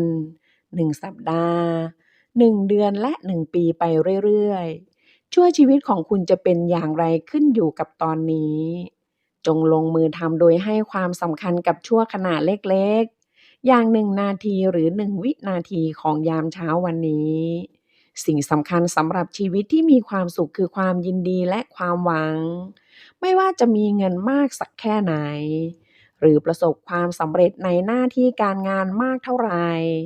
หากไม่รู้สึกยินดีก็ไม่อาจพูดได้ว่าเป็นชีวิตที่มีความสุขในทางกลับกันขอแค่รู้สึกยินดีก็ถือเป็นชีวิตที่มีความสุขแล้วนอกจากนี้อีกสิ่งที่จะเป็นพลังในการมีชีวิตก็คือความหวังหากมีความหวังต่อให้จะเกิดเรื่องแย่ๆขึ้นมากแค่ไหนคุณก็ยังอยากมีชีวิตอยู่ต่อไปเพื่อมุ่งหน้าสู่ความหวัง หากชีวิตของคุณคือภาพยนตร์1เรื่องวันนี้คุณอยากให้มันเป็นแบบไหนนี่คือคำถามที่จะทำให้คุณได้ใช้ชีวิตในฐานะตัวเอกของชีวิตตัวเองวันนี้ที่คุณสร้างขึ้นมันจะสั่งสมจนกลายเป็น1 สัปดาห์1 เดือน1 ปีและสุดท้ายมันจะกลายเป็นภาพยนตร์ที่มีชื่อว่าชีวิต โลกนี้มีคนที่ดูเหมือนเป็นพระเอกหรือนางเอกอยู่มากมาย เช่นคนที่ประสบความสำเร็จในหน้าที่การงาน คนที่มีชื่อเสียงที่มีคนรอบข้างหลงไหล คนมีอำนาจที่มีทั้งตำแหน่งและชื่อเสียง เวลามองดูคนเหล่านั้นเราย่อมรู้สึกเหมือนพวกเขาเป็นตัวเอกแต่ทว่าคนที่เป็นตัวเอกในชีวิตของคุณก็คือตัวคุณเอง ต่อให้เป็นคนที่มีชีวิตเลิศเลอสมเป็นตัวเอก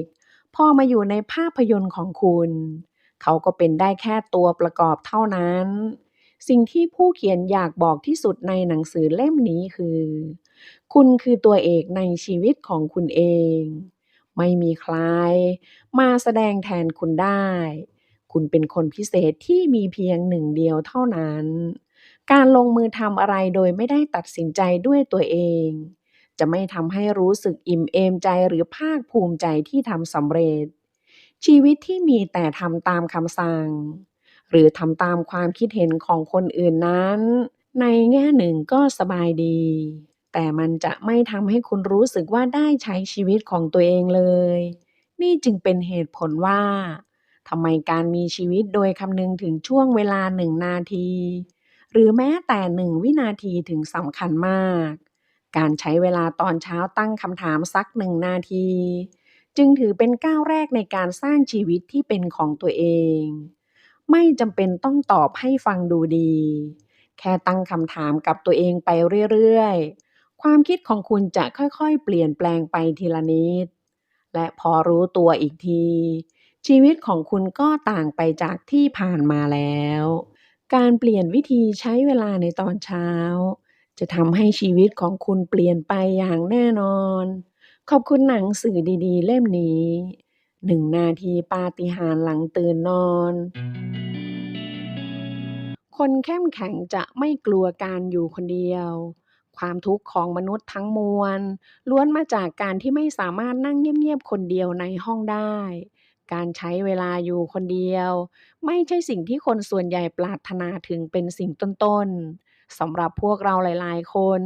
ความคิดเรื่องการอยู่คนเดียวไม่ได้ฟังดูน่าดึงดูดเท่าไหร่นัก แต่ทว่าการสร้างเวลาในการอยู่คนเดียวกับความคิดของตัวเองอาจเป็นประสบการณ์และเครื่องมืออันทรงพลังที่จะช่วยให้คุณไปถึงเป้าหมายได้ถึงแม้ความสันโดษจะมีความหมายโดยในที่เป็นบวกมากมายในศาสนาหลักๆทั้งพระเยซูและพระพุทธเจ้าทุกพระองค์ได้รับการกล่าวถึงว่าพึงพอใจในความสันโดษแต่ในสังคมยุคใหม่ การอยู่คนเดียวกลายเป็นสิ่งที่เกี่ยวข้องกับเรื่องในแง่ลบ ความสันโดษแบบสุดโต่งเช่น ตัวละครที่ถูกบรรยายลักษณะนิสัยว่าเป็นดั่งฤาษีมักถูกสร้างภาพทางลบในการ์ตูน เทพนิยายและภาพยนตร์มุกตลกเกี่ยวกับการกลายเป็นหญิงแก่เลี้ยงแมว ก็ถูกใช้ให้เป็นข้อชวนคิดว่า การอยู่คนเดียวทำให้กลายเป็นคนบ้า การที่พ่อแม่ให้ลูกไปสงบอารมณ์เมื่อพวกเขาดื้อหรือซนซึ่งเป็นการส่งข้อความว่าการอยู่คนเดียวคือบทลงโทษและคำว่าการขังเดียวเป็นการบรรยายถึงผลที่ร้ายแรงที่สุดของที่สุดสำหรับนักโทษ ความเชื่อที่ว่าการอยู่คนเดียวเป็นสิ่งไม่ดีและการถูกรายล้อมด้วยผู้คนเป็นสิ่งดีทำให้เกิดความกดดันทางสังคมความกดดันจากสังคมยังทำให้คุณต้องสร้างประสิทธิผลอีกด้วยผู้คนที่รู้สึกว่าพวกเขาต้องทำบางสิ่งให้สำเร็จอยู่ตลอดเวลาอาจมองเวลาในการอยู่คนเดียวว่าเป็นการเสียเวลา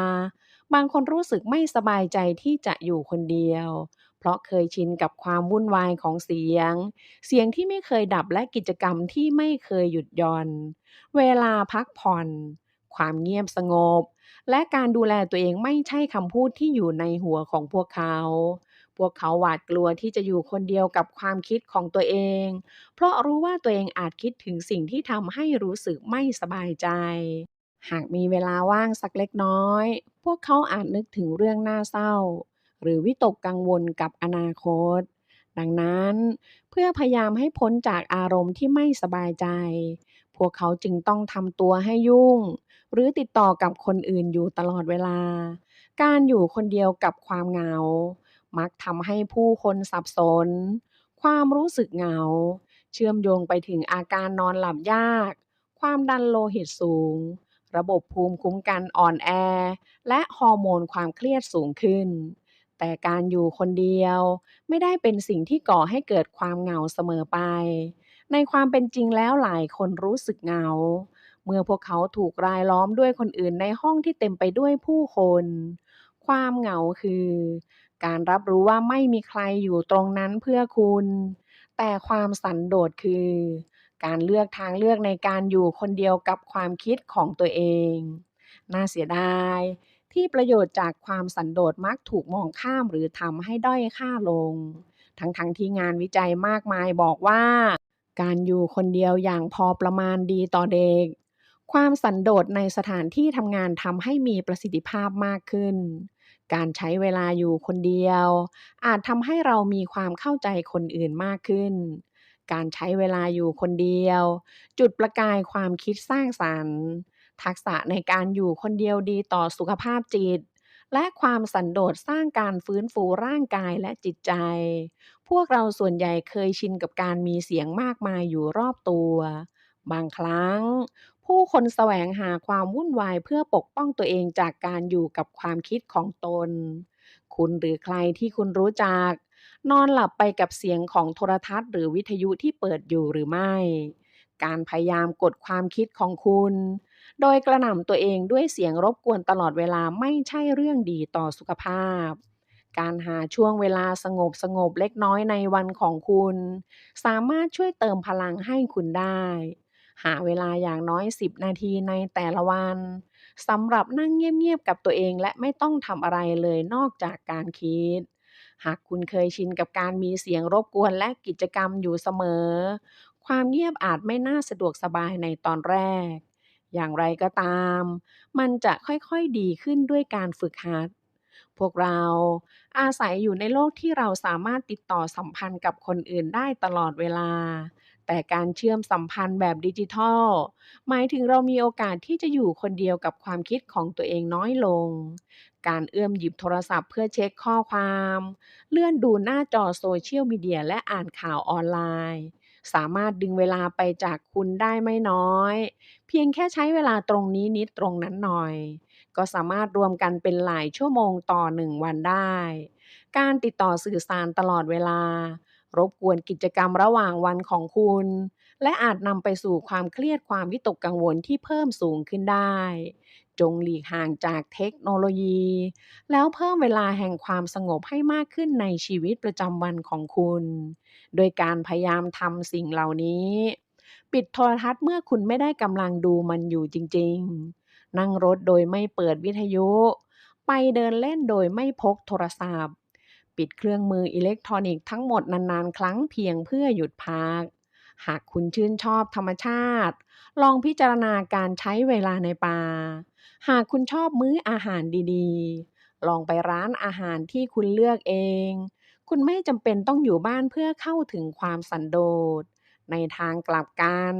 ให้เลือกทำสิ่งที่คุณอาจจะไม่ทำในเวลาปกติที่อยู่กับคนอื่นสิ่งสำคัญในการอยู่คนเดียวคือการอยู่กับความคิดของคุณเพียงลำพังงานวิจัยกล่าวว่าการทำสมาธิอาจช่วยเกี่ยวกับปัญหาด้านสุขภาพมากมายรวมไปถึงโรคหอบหืดโรคมะเร็งปัญหาด้านการนอนหลับและโรคหัวใจ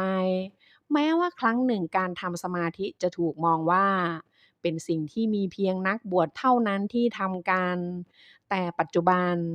การทำสมาธิเริ่มได้รับการยอมรับจากสังคมกระแสหลักแล้วแพทย์ผู้บริหารคนดังและนักการเมืองมากมายชื่นชมว่าการทำสมาธิส่งผลที่ทรงพลังต่อสุขภาพทั้งทางกายใจและจิตวิญญาณของพวกเขา งานวิจัยแสดงให้เห็นว่าการทำสมาธิเปลี่ยนแปลงคลื่นสมองของคุณและเมื่อเวลาผ่านไปกายภาพสมองของคุณก็จะเปลี่ยนไปด้วยการศึกษาวิจัยแสดงให้เห็นว่าส่วนของสมองที่เกี่ยวข้องกับการควบคุมการเรียนรู้ความจำและอารมณ์มีเนื้อสมองมากขึ้นจริงหลังจากการทำสมาธิเพียงไม่กี่เดือนการทำสมาธิ ยังถูกนำไปโยงกับประโยชน์ทางอารมณ์ที่หลากหลาย รวมถึงการช่วยให้ผู้ฝึกลดอารมณ์ทางลบลง และมีทัศนะใหม่ในสถานการณ์ที่ตึงเครียด บางงานวิจัยมีรายงานว่าการทำสมาธิลดความวิตกกังวลและความซึมเศร้าลง ไม่ต้องกล่าวถึงประโยชน์ด้านจิตวิญญาณ บางศาสนาอ้างว่าการทำสมาธิเพียงอย่างเดียวคือหนทางแห่งนิพพาน คุณสามารถทำสมาธิแบบง่ายๆในรูปแบบที่เรียบง่ายที่สุดโดยการนั่งในท่าที่สบายแล้วจดจ่อไปที่ลมหายใจหายใจเข้าช้าๆลึกๆแล้วผ่อนคลายลมหายใจออกมารับรู้ถึงลมหายใจของคุณอย่างแท้จริงในขณะที่หายใจเข้าและหายใจออกฝึกคืนสติสู่ลมหายใจระลึกรู้ และจดจ่ออยู่กับลมหายใจอย่างต่อเนื่อง เมื่อจิตของคุณฟุ้งซ่านหรือมีความคิดเข้ามาในหัวให้กลับไปจดจ่ออยู่กับลมหายใจของคุณ ในโลกทุกวันนี้เราถูกกระตุ้นให้ทำหลายอย่างไปพร้อมๆกัน เราส่งข้อความในขณะที่พาสุนัขไปเดินเล่น เราฟังวิทยุในขณะที่ทำความสะอาดบ้าน เราพยายามพูดคุยกับใครสักคน ในขณะที่กำลังนั่งทำงานหน้าจอคอมพิวเตอร์แทนที่จะมีสติกับสิ่งที่กำลังทำเรากลับใจลอยออกไปสติของเราหลุดลอยไปในระหว่างการสนทนาบางครั้งเราก็จำไม่ได้ว่าเอากุญแจไปวางไว้ที่ไหนแม้จะถือมันอยู่ในมือหรือบางครั้งเราก็นึกไม่ออกว่าได้สระผมไปหรือยังในขณะที่กำลังอาบน้ำหากคุณกำลังเป็นแบบนี้ นั่นหมายถึงว่าคุณเลยเวลาสำหรับความสันโดษไปมากแล้ว อย่ากลัวที่จะสร้างเวลาโดยลำพัง มันไม่ใช่การเห็นแก่ตัวหรือการเสียเวลา แต่มันคือสิ่งที่มีประโยชน์ที่จะช่วยพัฒนาชีวิตของคุณในหลากหลายด้าน มันจะช่วยให้คุณเรียนรู้ที่จะมีความเพลิดเพลินกับทุกขณะแทนที่จะรีบเร่งจากภารกิจหนึ่งไปสู่อีกภารกิจหนึ่ง โดยไม่รับรู้ว่ามีอะไรกำลังเกิดขึ้นอยู่จริงๆรอบตัวคุณ การใช้เวลาอยู่คนเดียว ไม่ว่าคุณจะเลือกทำสมาธิหรือใช้เวลาเงียบๆเพื่อไตร่ตรองถึงเป้าหมายของคุณ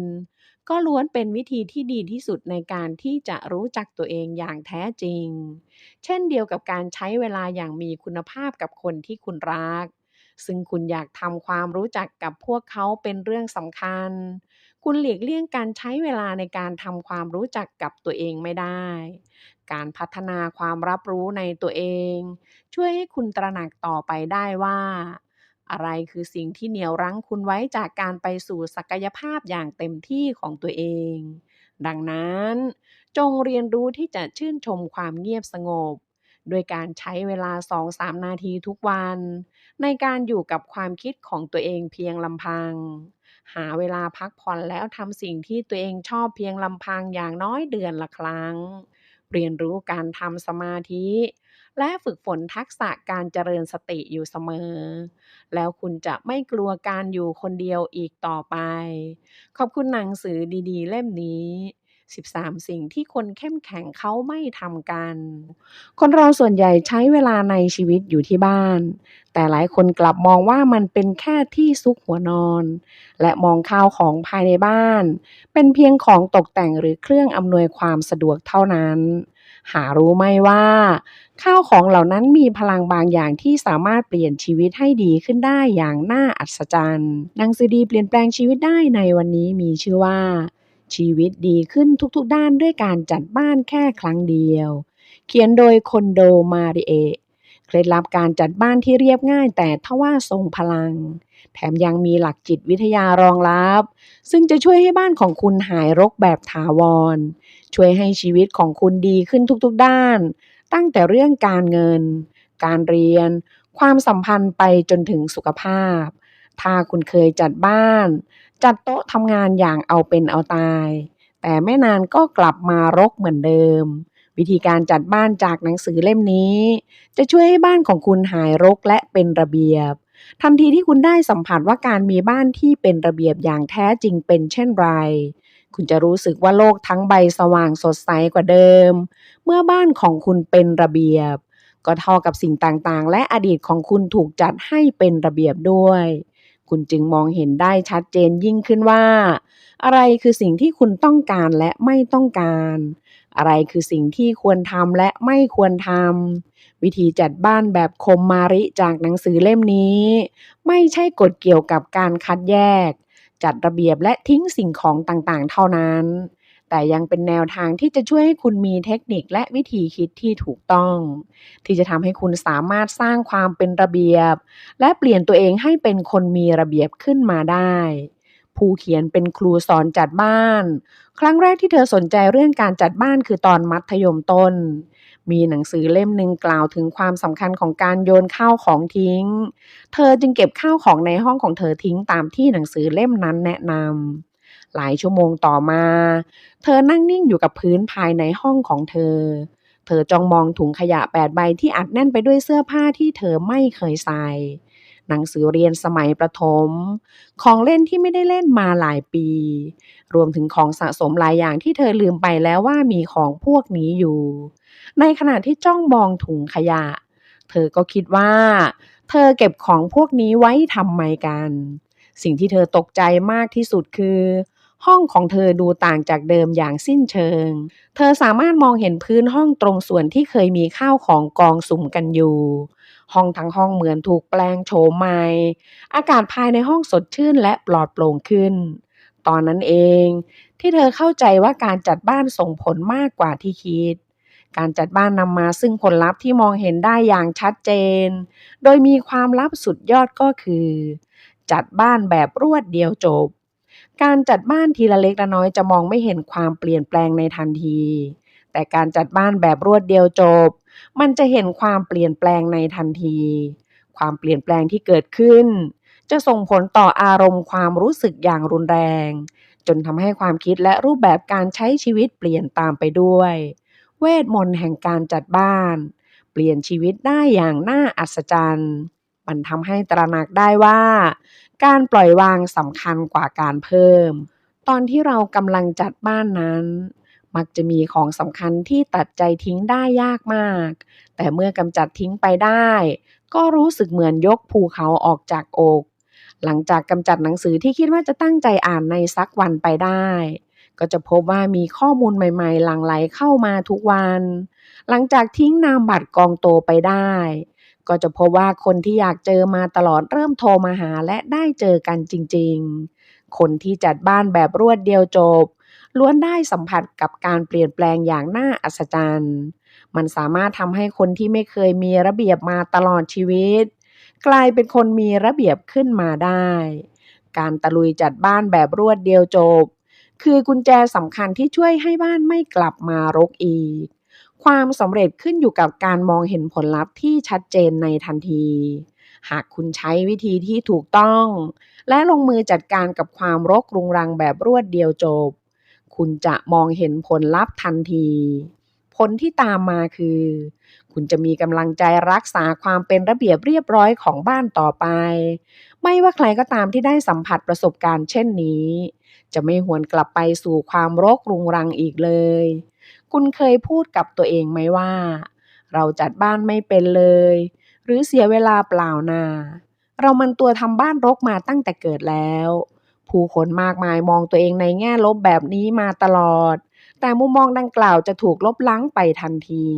เมื่อได้สัมผัสกับบ้านที่สะอาดเอี่ยมมันจะทำให้มองตัวเองต่างออกไปจากเดิมอย่างสิ้นเชิง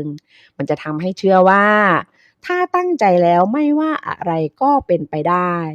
และมันจะส่งผลให้ปรับเปลี่ยนพฤติกรรมและรูปแบบการใช้ชีวิตได้ในที่สุดเวลาจัดบ้านสิ่งที่คุณต้องจัดการก็คือวัตถุสิ่งของ คุณสามารถเคลื่อนย้ายหรือกำจัดมันทิ้งไปได้อย่างง่ายดายและไม่ว่าใครก็ทำได้ทั้งนั้นเมื่อคุณมีเป้าหมายว่าต้องจัดบ้านให้เรียบร้อยวินาทีที่เก็บทุกอย่างเข้าที่เรียบร้อยก็เท่ากับว่าคุณเข้าเส้นชัยแล้วคุณจะมีความสุขได้ทุกวันเพราะอากาศในบ้านคุณสะอาดปลอดโปร่งและสดชื่นแม้บ้านจะไม่ได้ใหญ่โตโออาแต่ข้าวของรอบตัวก็มีคุณค่าต่อจิตใจ มันคือรูปแบบการใช้ชีวิตที่มีความสุขเมื่อจัดบ้านใหม่ทั้งหมดก็เท่ากับว่าคุณได้ปรับเปลี่ยนสภาพแวดล้อมรอบตัวซึ่งจะส่งผลกระทบอย่างลึกซึ้งต่อความคิดของคุณคุณจะรู้สึกเหมือนอยู่ในโลกที่ต่างออกไปจากเดิมอย่างสิ้นเชิงและไม่อยากกลับไปสู่สภาพรกรุงรังอีกกุญแจสำคัญคือการเปลี่ยนแปลงดังกล่าวต้องเกิดขึ้นอย่างฉับพลัน จนความรู้สึกนึกคิดของคุณเปลี่ยนจากหน้ามือเป็นหลังมือในทันที ดังนั้นหากการเปลี่ยนแปลงเกิดขึ้นอย่างค่อยเป็นค่อยไป มันก็จะไม่สามารถสร้างผลกระทบดังกล่าวได้ เพื่อให้เกิดการเปลี่ยนแปลงอย่างฉับพลัน คุณจำเป็นต้องใช้วิธีที่มีประสิทธิภาพมากที่สุด ซึ่งนั่นก็คือการทิ้งและการตัดสินใจว่าจะเก็บอะไรไว้ที่ไหน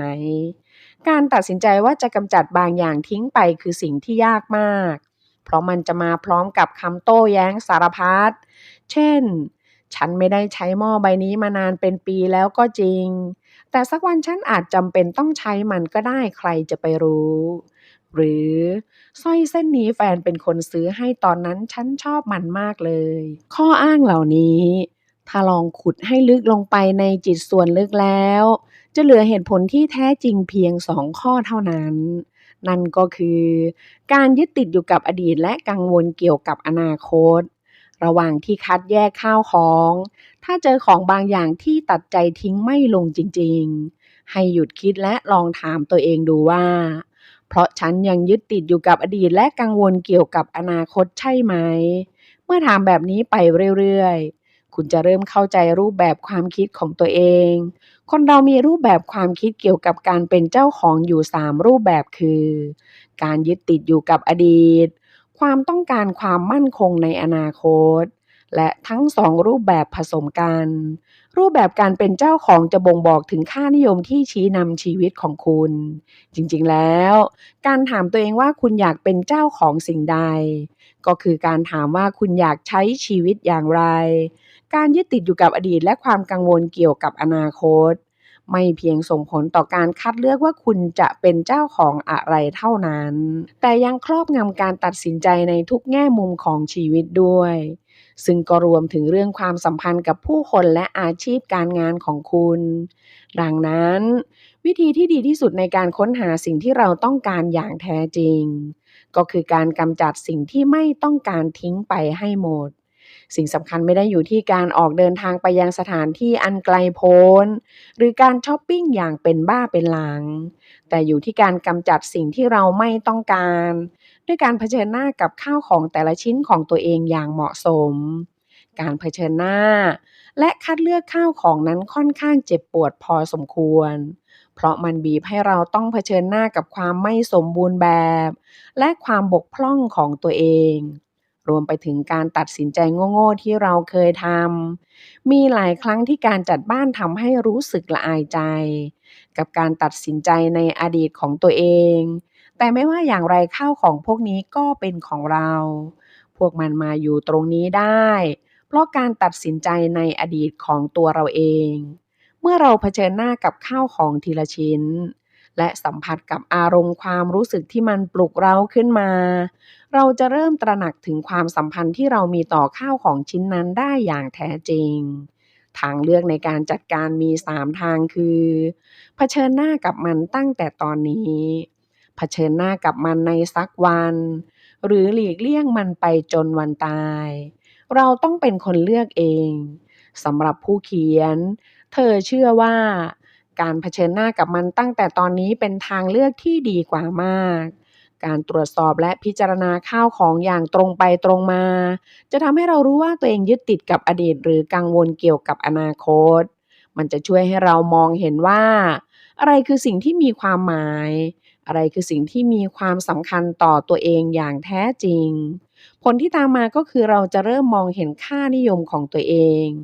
เราจะสับสนและลังเลน้อยลงเมื่อต้องตัดสินใจเรื่องสำคัญในชีวิตถ้าเรามั่นใจในการตัดสินใจของตัวเองและลงมือทำอย่างไม่ลังเลเราก็จะประสบความสำเร็จมากขึ้นอย่างไม่ต้องสงสัยยิ่งเราเผชิญหน้ากับข้าวของเร็วเท่าไหร่ก็ยิ่งดีดังนั้นถ้าคุณกำลังคิดว่าจะจัดบ้านให้เป็นระเบียบแล้วก็ขอให้ลงมือทำตอนนี้เลยจงเริ่มต้นด้วยการทิ้งเพราะหากคุณยังไม่ได้ทิ้งข้าวของที่ไม่ต้องการบ้านของคุณก็จะกลับมารกอีกคนที่เก็บของเก่งคือพวกหวงของการเก็บของมีกับดักซ่อนอยู่มันเป็นเพียงการหลอกตัวเองว่าปัญหาได้รับการแก้ไขแล้วแม้จะคิดอยู่เสมอว่าสิ่งที่ตัวเองทำคือการจัดบ้านแต่อันที่จริงมันก็แค่เก็บข้าวของให้พ้นสายตาเท่านั้นซึ่งไม่ช้าก็เร็วที่เก็บของทั้งหมดก็จะเต็มและห้องก็จะกลับมามีข้าวของระเกะระกะเหมือนเดิมนี่คือเหตุผลที่คุณต้องเริ่มต้นด้วยการทิ้งของที่ไม่ต้องการคุณต้องฝึกควบคุมตัวเองและห้ามใจไม่ให้เก็บของทุกอย่างเอาไว้คุณต้องบอกตัวเองให้ได้ว่าสิ่งของชิ้นไหนบ้างที่ต้องการและจำเป็นจริงๆวิธีที่ดีที่สุดในการเลือกว่าจะเก็บหรือกำจัดของแต่ละชิ้นคือให้ถือของชิ้นนั้นเอาไว้ในมือแล้วถามตัวเองว่ามันปลุกเร้าความสุขได้หรือเปล่าถ้าได้ก็เก็บเอาไว้ถ้าไม่ได้ก็โยนมันทิ้งไปซะผู้เขียนบอกว่าเมื่อคุณได้สัมผัสของที่คุณหยิบขึ้นมาทีละชิ้นนั้นร่างกายของคุณจะให้คำตอบกับคุณเองว่ามันมีความสุขหรือชื่นอกชื่นใจเวลาที่ได้สัมผัสมันหรือเปล่าจงเก็บของที่มีคุณค่าทางจิตใจเอาไว้ลองนึกภาพดูว่าตัวเองอาศัยอยู่ในห้องที่มีแต่ข้าวของที่ปลุกเร้าความสุขแล้วคุณจะมีความสุขมากแค่ไหนจงกำจัดของที่เหลือทิ้งไปให้หมดแล้วคุณจะได้พบกับรูปแบบการใช้ชีวิตที่คุณปรารถนาการจัดบ้านให้ดีต้องมีลำดับที่ถูกต้องเริ่มต้นจากเสื้อผ้าตามด้วยหนังสือตามด้วยของจิปาถะและปิดท้ายด้วยของที่มีคุณค่าทางจิตใจขั้นแรกสุดให้เอาเสื้อผ้าทั้งหมดมากองรวมกันแล้วหยิบขึ้นมาพิจารณาทีละชิ้นการเก็บเสื้อผ้ามี2วิธีคือใส่ไม้แขวนและพับเก็บในลิ้นชักการพับเสื้อผ้าให้เป็นระเบียบช่วยแก้ปัญหาในการเก็บเสื้อผ้าได้การพับผ้าไม่เพียงทำให้เสื้อผ้ามีขนาดเหมาะกับการจัดเก็บแต่ยังเป็นการแสดงความรักและความขอบคุณเสื้อผ้าที่เป็นส่วนหนึ่งในการดำเนินชีวิตของเราด้วยเราจึงควรพับเสื้อผ้าด้วยความตั้งใจและขอบคุณที่มันช่วยปกป้องร่างกายของเราการได้มองเห็นเสื้อผ้าที่เรารักทุกครั้งเวลาเปิดตู้เสื้อผ้าการได้เห็นเสื้อผ้าที่เรารักแขวนเรียงรายอย่างเป็นระเบียบอยู่บนไม้แขวนมันจะให้ความรู้สึกที่ดีสุดๆมันคือเคล็ดลับในการทำให้ตู้เสื้อผ้ามีชีวิตชีวามันคือเคล็ดลับที่จะช่วยให้คุณรักษาความเป็นระเบียบเรียบร้อยของตู้เสื้อผ้าได้อย่างยาวนานการจัดเสื้อผ้าให้ไล่ระดับจากซ้ายไปขวาแขวนเสื้อผ้าหนักๆไว้ด้านซ้ายแขวนเสื้อผ้าบางๆไว้ด้านขวาเสื้อผ้าหนักๆก็คือเสื้อผ้าที่มีความยาวมากมีสีเข้มหรือทำจากวัสดุที่มีน้ำหนักมากเมื่อจัดเสร็จแล้วคุณจะรู้สึกได้ถึงบรรยากาศที่สดชื่นกว่าเดิมขอย้ำว่า เสื้อผ้าที่จัดในตู้ต้องเป็นเสื้อผ้าที่ตัวเองชอบจริงๆเท่านั้น ขอย้ำอีกครั้งว่าก่อนจัดเสื้อผ้าอย่าลืมโละเสื้อผ้าในตู้เสียก่อน เมื่อจัดเก็บเสื้อผ้าเสร็จแล้วก็ต้องได้เวลาจัดเก็บหนังสือ จงหยิบหนังสือทุกเล่มลงมาจากชั้นให้หมด เพราะถ้าหนังสือยังอยู่บนชั้น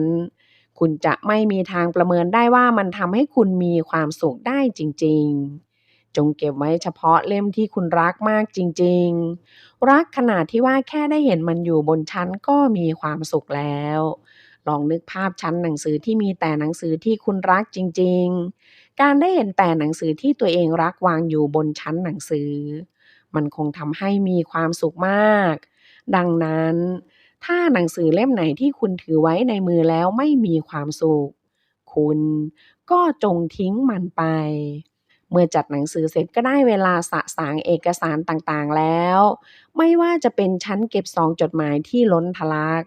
เอกสารจากไปรษณีย์หรือหนังสือพิมพ์เก่าๆตลอดหลายวันที่ผ่านมา เอกสารทั้งหลายเหล่านี้มีแนวโน้มที่จะกองสูงขึ้นตามจุดต่างๆของบ้าน หลักการพื้นฐานในการคัดแยกเอกสารของผู้เขียนคือโยนทิ้งให้เกลี้ยง ถ้ามันไม่ใช่เอกสารที่ต้องจัดเก็บ สำหรับเอกสารที่ต้องจัดเก็บ ผู้เขียนแนะนำให้จัดหมวดหมู่ตามความถี่ของการใช้งาน โดยการสอดไว้ในแฟ้มพลาสติกหรือแฟ้มโชว์เอกสารก็ได้ สำหรับการจัดการข้าวของจิปาถะทั้งหลาย ที่ผู้คนจำนวนมากเก็บไว้เพียงเพราะเหตุผลที่ว่าเผื่อได้ใช้ ผู้เขียนแนะนำให้ทิ้งของจิปาถะเหล่านั้นไป ให้เก็บไว้เฉพาะของจิปาถะที่ทำให้คุณมีความสุขก็พอ หลังจากจัดการกับเสื้อผ้า หนังสือ เอกสารและของจิปาถะเรียบร้อยแล้ว ในที่สุดก็มาถึงหมวดหมู่สุดท้ายนั่นก็คือของที่มีคุณค่าทางจิตใจ ที่ผู้เขียนเก็บไว้ท้ายสุดก็เพราะมันเป็นของที่ทิ้งได้ยากที่สุด มันคือสิ่งของที่ช่วยให้เราระลึกถึงช่วงเวลาแห่งความสุขที่เราได้รับจากของชิ้นนั้น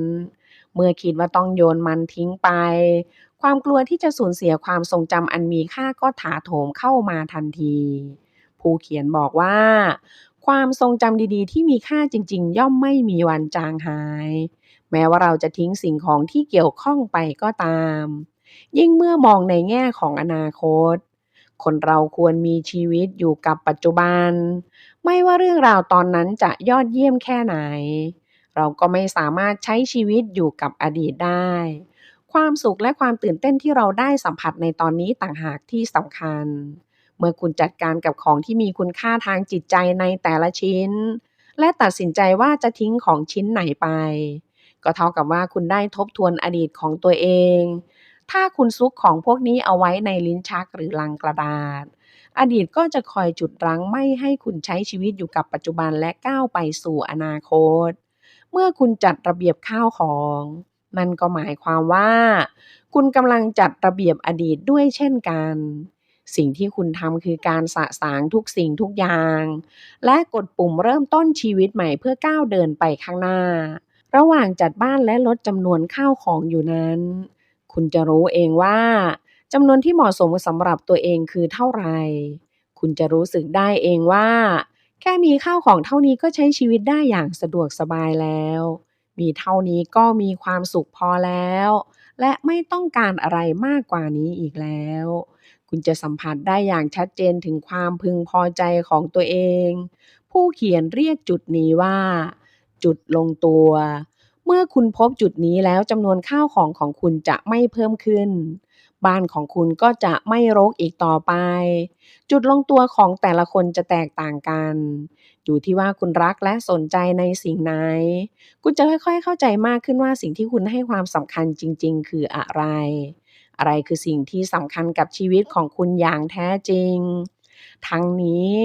การจัดบ้านไม่ได้หมายถึงการหมกมุ่นกับการลดจำนวนสิ่งของ แต่หมายถึงการจดจ่อกับการเลือกสิ่งของที่ปลุกเร้าความสุขให้คุณได้สนุกกับชีวิตในแบบของตัวเอง ดังนั้นการจัดบ้านจึงเป็นความสุขที่แท้จริง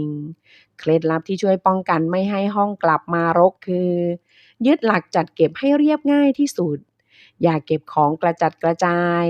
ข้าวของในหมวดหมู่เดียวกันต้องจัดเก็บไว้ที่เดียวกันเท่านั้น ถ้าคุณอาศัยอยู่กับครอบครัว คุ คุณก็ต้องกำหนดพื้นที่เก็บของของแต่ละคนให้ชัดเจนกำหนดให้แต่ละคนมีพื้นที่เก็บของเพียงจุดเดียวเท่านั้น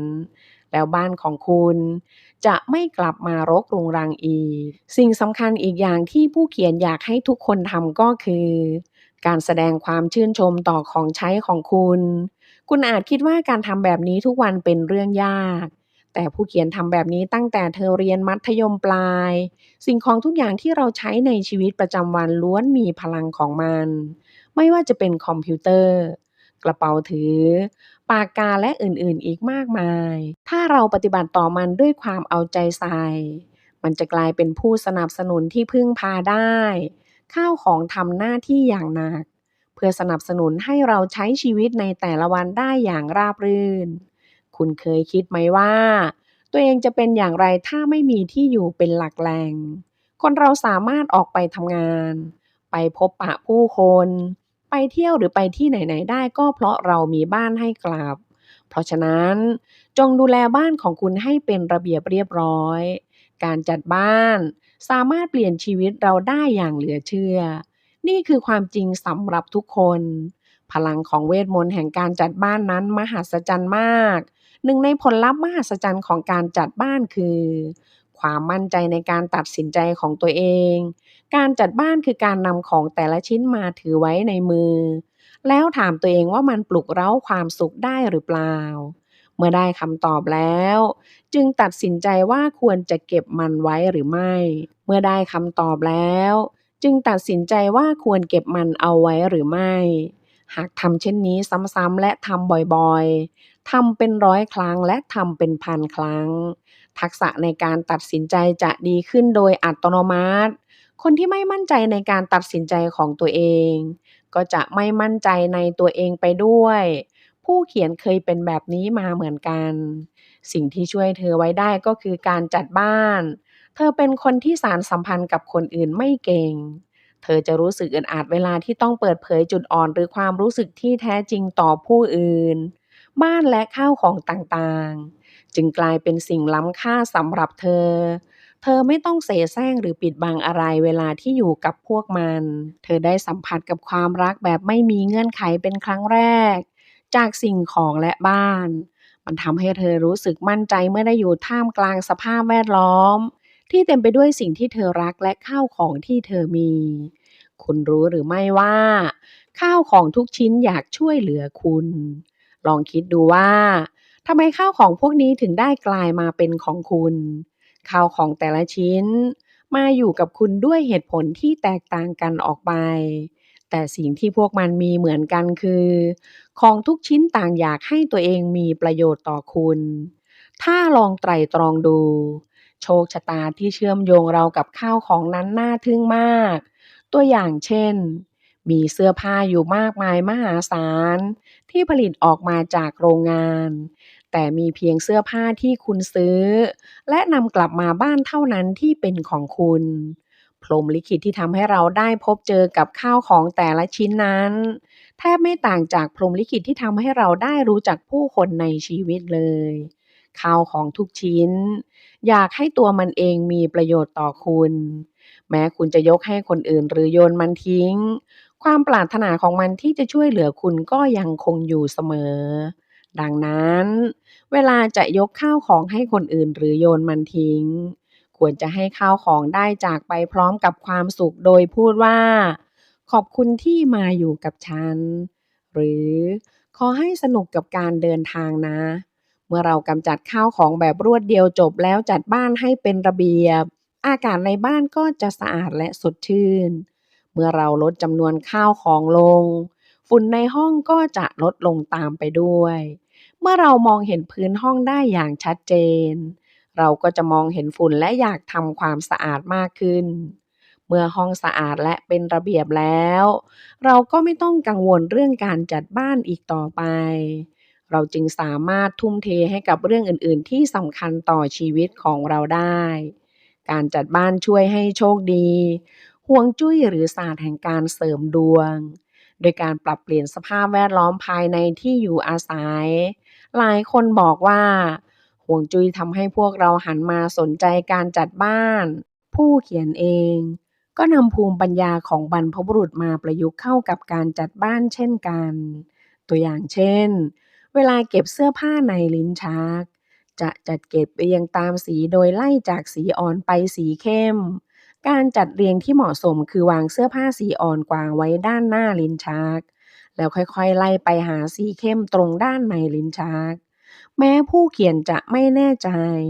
ว่ามันจะช่วยเสริมดวงได้หรือไม่แต่ที่แน่ๆการจัดเรียงเสื้อผ้าตามเฉดสีมันช่วยให้เธอรู้สึกดีทุกครั้งเวลาเปิดลิ้นชักออกมามีเหตุผลบางอย่างที่ทำให้เธอรู้สึกว่าการจัดวางเสื้อผ้าสีอ่อนไว้ด้านหน้าช่วยให้จิตใจสงบและผ่อนคลายถ้าคุณลองทำดูจะรู้ว่าการจัดสภาพแวดล้อมภายในบ้านให้ตัวเองรู้สึกสบายรู้สึกมีความสุขและเปี่ยมไปด้วยพลังในทุกๆวันสุดท้ายแล้วความโชคดีจะวิ่งเข้ามาหาเองหลักการเบื้องต้นของฮวงจุ้ยคือการใช้พลังยินหยางและธาตุทั้งห้าความเชื่อพื้นฐานก็คือทุกสิ่งทุกอย่างล้วนมีพลังในตัวเองเราจึงควรปฏิบัติต่อข้าวของแต่ละชิ้นให้เหมาะสมกับคุณลักษณะของมันหลักฮวงจุ้ยที่แท้จริงคือการดำเนินชีวิตให้สอดคล้องกับธรรมชาติวิธีจัดบ้านของผู้เขียนเองก็มีวัตถุประสงค์แบบนี้เหมือนกันเธอเชื่อว่าการจัดบ้านคือการได้อาศัยอยู่ในสภาพที่เป็นธรรมชาติที่สุดเท่าที่จะเป็นไปได้คุณเคยคิดไหมว่าการครอบครองข้าวของที่ไม่ได้ปลุกเร้าความสุขหรือข้าวของที่เราไม่ต้องการนั้นมันผิดธรรมชาติผู้เขียนเชื่อว่าการครอบครองแต่สิ่งที่ตัวเองรักและสิ่งที่จำเป็นคือสภาพที่เป็นธรรมชาติที่สุดของคนเราการจัดบ้านให้เป็นระเบียบจะช่วยให้เราได้ใช้ชีวิตในสภาพที่เป็นธรรมชาติสำหรับตัวเองเพราะเราเลือกข้าวของที่ทำให้ตัวเองมีความสุขเพราะเราได้ชื่นชมสิ่งที่มีค่าต่อชีวิตเราอย่างแท้จริงไม่มีอะไรทำให้เรามีความสุขมากไปกว่าการได้ทำในสิ่งที่เรียบง่ายและเป็นธรรมชาติอย่างนี้อีกแล้วถ้าสิ่งนี้เรียกว่าความโชคดีการจัดบ้านก็เป็นวิธีที่ดีที่สุดในการดึงดูดความโชคดีผู้เขียนหวังว่าเวทมนต์แห่งการจัดบ้านจะช่วยให้ทุกคนได้สัมผัสกับความสุขและความพึงพอใจจากการได้ใช้ชีวิตอยู่ท่ามกลางข้าวของที่ตัวเองรักภายในบ้านที่เป็นระเบียบเรียบร้อยตลอดไปขอบคุณหนังสือดีๆเล่มนี้ชีวิตดีขึ้นทุกๆด้านด้วยการจัดบ้านแค่ครั้งเดียว ต่อไปนี้จะพาคุณไปลองสังเกตกับดักทางความคิดอคติความเข้าใจผิดความลำเอียงและปรากฏการณ์อื่นๆที่มีอยู่ในสมองของคุณมันเป็นสิ่งที่ยากจะอย่างถึงในจิตใจของมนุษย์ทุกคนคุณอาจไม่รู้ด้วยซ้ำว่าคุณกำลังเผชิญกับสิ่งที่มีอิทธิพลต่อความคิดและการตัดสินใจในชีวิตประจำวันของคุณมันเป็นสิ่งที่คุณไม่สามารถลบออกไปจากสมองได้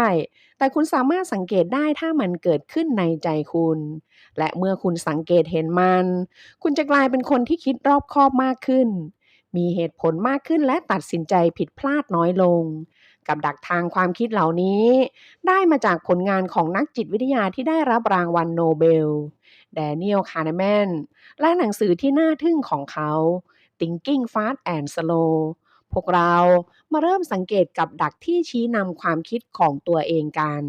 กับดักที่หนึ่งความไม่ลงรอยทางความคิด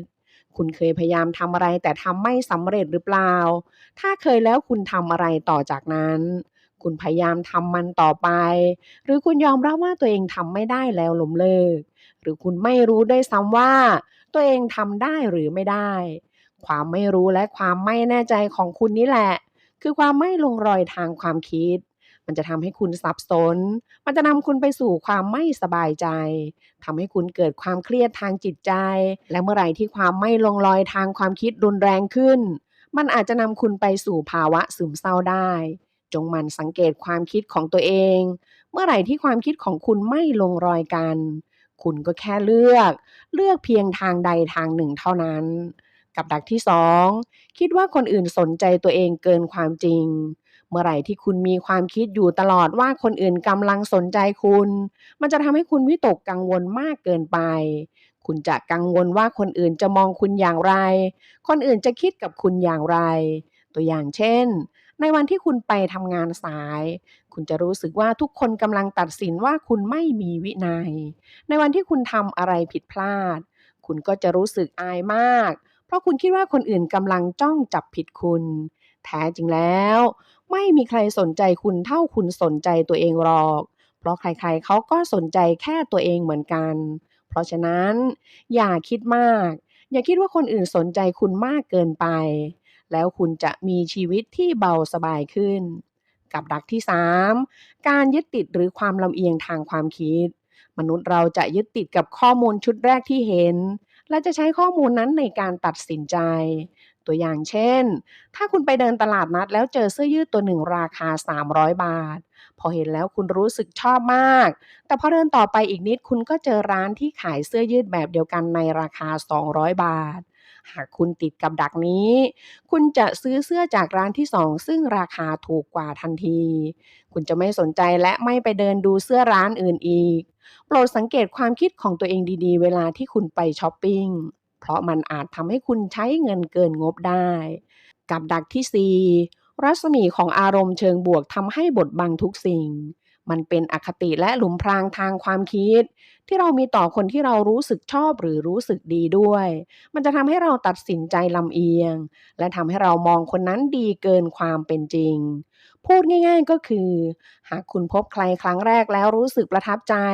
คุณก็มักจะคิดเอาเองว่านิสัยด้านอื่นๆของเขาจะดีตามไปด้วย เช่นเดียวกัน หากคุณพบใครครั้งแรกแล้วรู้สึกไม่ดี คุณก็จะเหมารวมว่านิสัยด้านอื่นๆของเขาจะไม่ดีตามไปด้วย ดังนั้น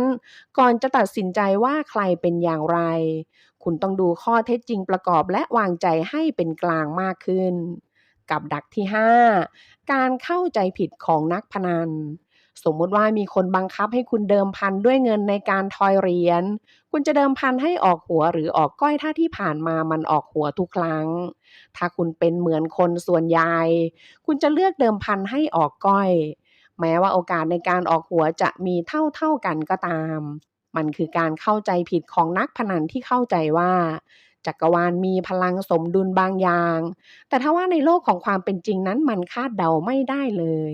หลายคนยืนกรานจะซื้อลอตเตอรี่ด้วยเลขชุดเดิมซ้ำๆเพียงเพราะเชื่อว่ามันจะต้องมาแน่ๆในงวดถัดไป หลายคนเชื่อว่าหุ้นมันตกมา3วันติดๆแล้ววันนี้มันต้องขึ้นแน่ๆ ดังนั้นคุณควรพิจารณาเหตุการณ์ต่างๆรอบตัวคุณ ควรคิดให้รอบคอบและวิเคราะห์ให้ดีก่อนตัดสินใจ ไม่ว่าจะเป็นเรื่องการลงทุน การเสี่ยงโชคหรือเรื่องใดๆก็ตาม กับดักที่ 6 การเปรียบเทียบ มันเป็นเรื่องง่ายที่จะทำให้คุณคิดว่าบางสิ่งน่าดึงดูดหรือบางสิ่งมีราคาแพง การวางสิ่งที่ด้อยกว่า ราคาถูกกว่าไว้ใกล้กับสิ่งที่ดีกว่า ราคาแพงกว่า สามารถบดบังการตัดสินใจของคุณได้ ตัวอย่างเช่น รถเบนซ์จะดูเป็นรถธรรมดาถ้าจอดข้างเฟอร์รารี่ คนสูง180จะดูเตี้ยถ้ายืนอยู่ข้างคนที่สูง198 ทั้งที่ความจริงแล้วทั้งรถเบนซ์และคนที่สูง180ต่างก็ดีกว่าและสูงกว่าค่ามาตรฐาน เมื่อสิ่งที่ดีและมีมาตรฐานสูงอยู่กับสิ่งที่ดีกว่าและมีมาตรฐานสูงกว่า มันจะทำให้การตัดสินใจของมนุษย์บิดเบือนได้ เพราะฉะนั้นจงสังเกตให้เห็นสิ่งชี้นำทางความคิดเหล่านี้ให้ดี อย่าปล่อยให้ตัวเองติดกับดักการเปรียบเทียบ กับดักที่ 7 อคติการยืนยัน มนุษย์ทุกคนล้วนมีความเชื่ออยู่แล้วกับบางสิ่ง จึงต้องหาหลักฐานมาสนับสนุนความเชื่อนั้น เพื่อที่จะตอกย้ำความเชื่อนั้นให้คงอยู่ต่อไป แต่เมื่อพวกเขาพบสิ่งที่ไม่สนับสนุนความเชื่อของตัวเอง ก็จะกรองสิ่งเหล่านั้นออกไปและสมองก็จะมองข้ามมันไป มนุษย์จะมองหาแต่สิ่งที่ยืนยันความเชื่ออันฝังรากลึกของตัวเอง ถ้าคุณลองสังเกตตัวเองดูจะพบว่า คุณจะมองหาแต่สิ่งที่สนับสนุนความคิดและความเชื่อของตัวเอง และปิดกั้นข้อมูลที่อยู่ฝั่งตรงข้าม ยิ่งคุณปรับมุมมองข้อเท็จจริงให้กับความเชื่อของคุณมากเท่าไหร่ มุมมองของคุณจะยิ่งแคบลงเท่านั้น ถ้าคุณเป็นคนที่เล่น TikTok คุณจะสังเกตเห็นได้อย่างชัดเจนว่า ข้อมูลที่ขึ้นมาให้คุณเห็นจะมีแต่สิ่งที่คุณสนใจเท่านั้น สิ่งนี้แหละมันจะทำให้มุมมองของคุณแคบลง เพราะคุณจะเห็นแต่สิ่งที่คุณชอบเท่านั้นวิธีเดียวที่จะลดอคติยืนยันได้คือคุณต้องคิดแบบเป็นกลางและยอมรับข้อมูลต่างๆอย่างเปิดกว้างแล้วโลกของคุณก็จะกว้างขึ้นกับดักที่8เมื่อเราใส่ใจสิ่งใดเรามักจะเจอสิ่งนั้นเสมอถ้าคุณสังเกตตัวเองดูดีๆคุณจะรู้ว่าสิ่งที่คุณมองเห็นเป็นสิ่งแรกคือสิ่งที่คุณสนใจเสมอไม่ว่าจะเป็นรถเสื้อผ้ารองเท้าหรือเครื่องประดับที่คุณอยากได้มันคือปรากฏการณ์ภาพลวงตาจากการสังเกตเห็นบางสิ่งเมื่อคุณตระหนักรู้มากขึ้นเกี่ยวกับบางสิ่งมันจะทำให้เกิดภาพลวงตาว่าสิ่งนั้นปรากฏบ่อยขึ้นคุณจะเห็นแต่สิ่งที่คุณกำลังมองหาเท่านั้นทั้งที่สิ่งอื่นที่คุณไม่สนใจปรากฏขึ้นต่อหน้าคุณบ่อยครั้งแต่คุณกลับไม่สนใจเลยดังนั้นจงสนใจแต่สิ่งดีๆที่จะทำให้ชีวิตของคุณดีขึ้นแล้วชีวิตของคุณจะดีขึ้นกับดักที่9ปรากฏการณ์ที่สมองส่วนจิตใต้สำนึกมีความต้องการทำบางอย่างให้จบมนุษย์เราแทบจะจำงานที่ไม่เสร็จสมบูรณ์ได้แทบทุกครั้งแต่กลับลืมงานที่เสร็จแล้วได้อย่างง่ายดายพูดง่ายๆก็คืองานที่ไม่เสร็จสมบูรณ์นั้น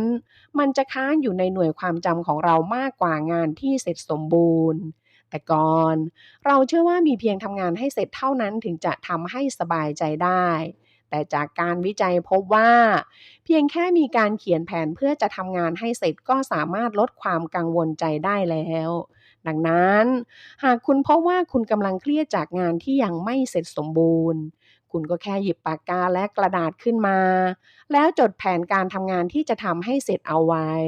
เพราะการเอาแผนการที่วางไว้จากสมองไปจดลงในกระดาษมันจะทำให้คุณผ่อนคลายและสบายใจขึ้น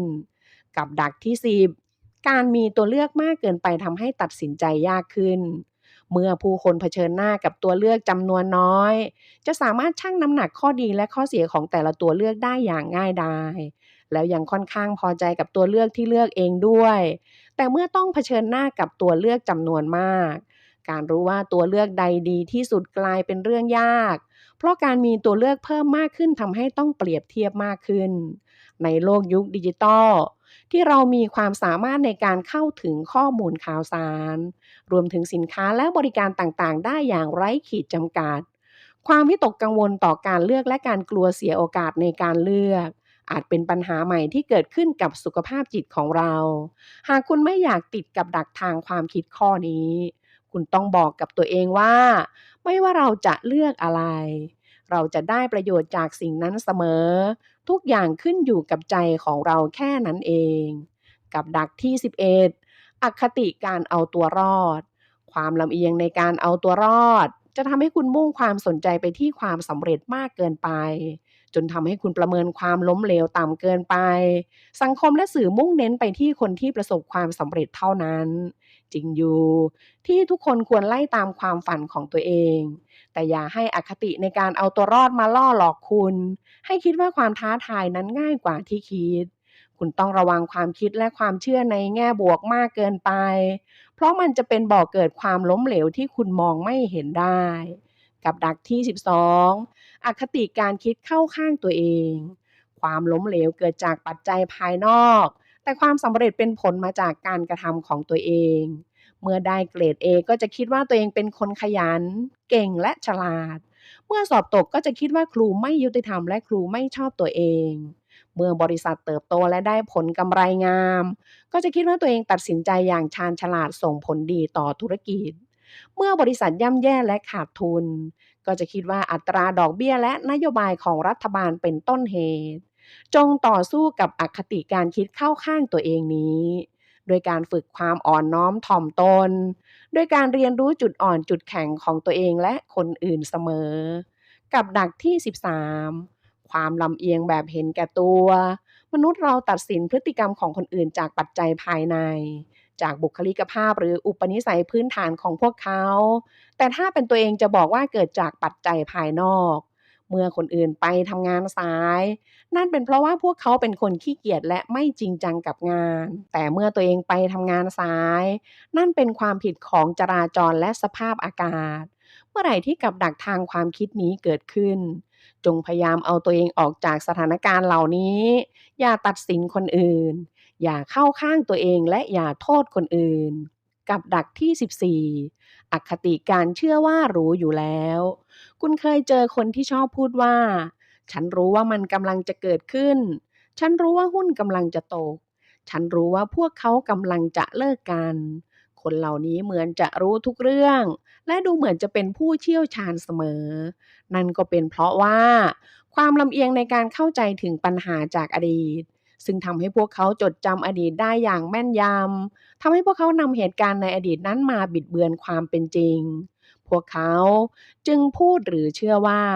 เหตุการณ์ที่เคยเกิดขึ้นในอดีตจะเกิดขึ้นในอนาคตแต่ทว่าในความเป็นจริงไม่มีใครสามารถรู้อนาคตได้ดังนั้น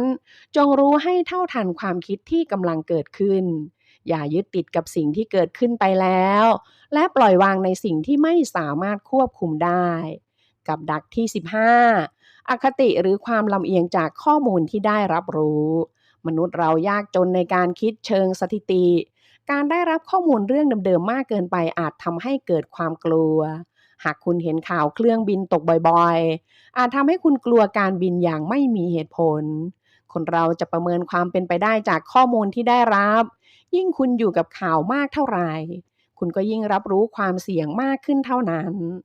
ทั้งที่ความเป็นจริงทุกอย่างยังคงเหมือนเดิมแต่ข้อมูลที่คุณได้รับนั้นอาจเปลี่ยนการตัดสินใจของคุณได้จงคิดให้ช้าลงแล้วคุณจะตัดสินใจได้ถูกต้องมากขึ้นกับดักที่16กระแสและความพร้อมการใช้งานข่าวท้องถิ่นเกี่ยวกับมีดโกนที่พบในขนมทำให้บรรดาคุณแม่ในชุมชนท้องถิ่นรู้สึกกังวลนี่คือความพร้อมใช้งานของห่วงโซ่เหตุการณ์ที่เกิดขึ้นอย่างยั่งยืนการเริ่มต้นจากการรายงานของสื่อเกี่ยวกับเหตุการณ์ที่ค่อนข้างเล็กน้อยนำไปสู่ความตื่นตระหนกของสาธารณะในวงกว้างไม่มีใครกล้าซื้อขนมให้ลูกกินคนขายขนมก็ขายขนมไม่ได้ผู้คนเริ่มรับเอาความเชื่อนี้มาใช้ทั้งที่รู้ว่าโอกาส 99% ที่จะไม่มีมีดโกนในขนมแต่เพราะดูข่าวมากเกินไปทำให้ใจเกิดความกลัวการรับรู้ข่าวสารเป็นเรื่องที่ดีแต่หากรับรู้มากเกินไปจะทำให้เกิดอารมณ์ร่วมเราจึงต้องมีสติและเลือกที่จะไม่อินกับข่าวมากเกินไปหากิจกรรมอย่างอื่นทำบ้างอย่าเสพข่าวมากจนเกินไปกับดักที่17การตัดสินใจที่ไม่สมเหตุสมผลจากความเสียดายเมื่อคุณไปดูหนังกับเพื่อนแล้วรู้สึกว่าหนังเรื่องนี้แย่มากคุณจึงหันไปบอกกับเพื่อนว่าออกไปจากที่นี่กันเถอะแต่เพื่อนของคุณกลับบอกว่าเราซื้อตั๋วไปแล้วจะต้องดูให้จบหรือบางคนที่แฟนนอกใจมาตลอดแต่พวกเขาก็ยังให้อภัยและยอมรับได้คนเหล่านี้จะมีความคิดว่าจ่ายเงินไปแล้วทุ่มเทแรงกายแรงใจและความรักไปมากแล้วยังไงก็ต้องดูให้จบยังไงก็เลิกไม่ได้หากคุณกำลังคิดว่า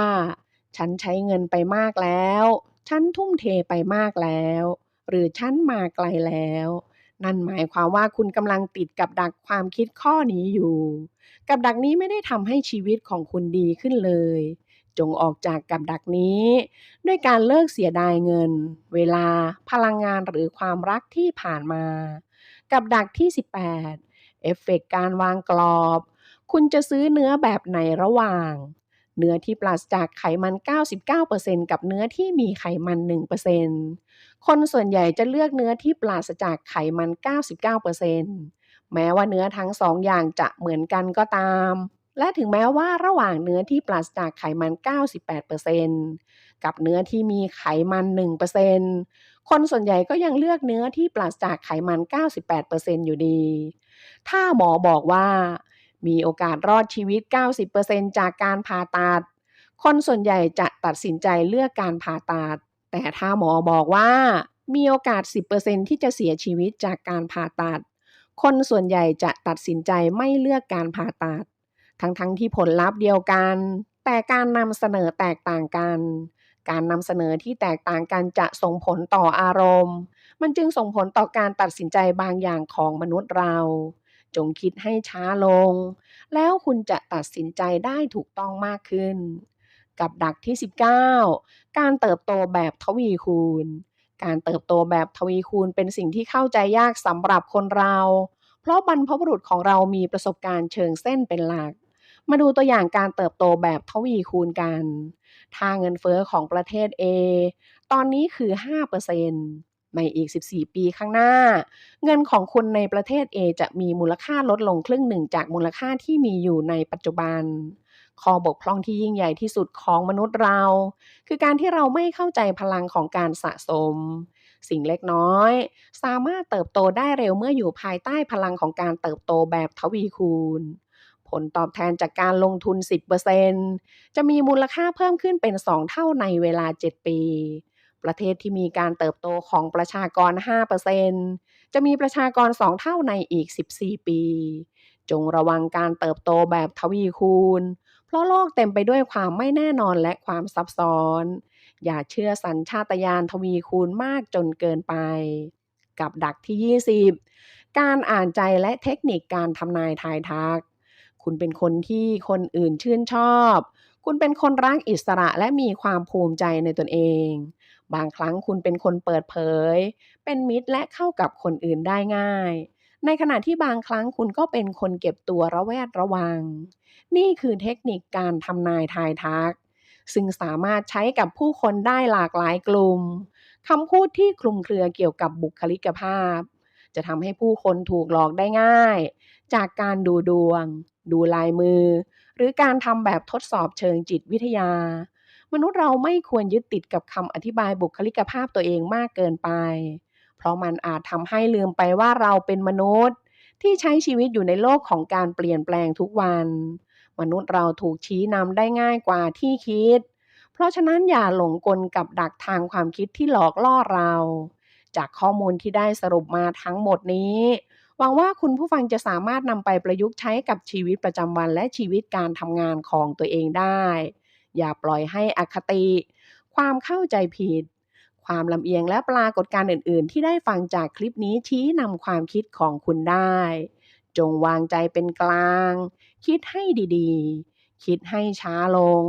และคิดให้รอบคอบก่อนการตัดสินใจ ขอบคุณหนังสือดีๆ เล่มนี้ Thinking Fast and Slow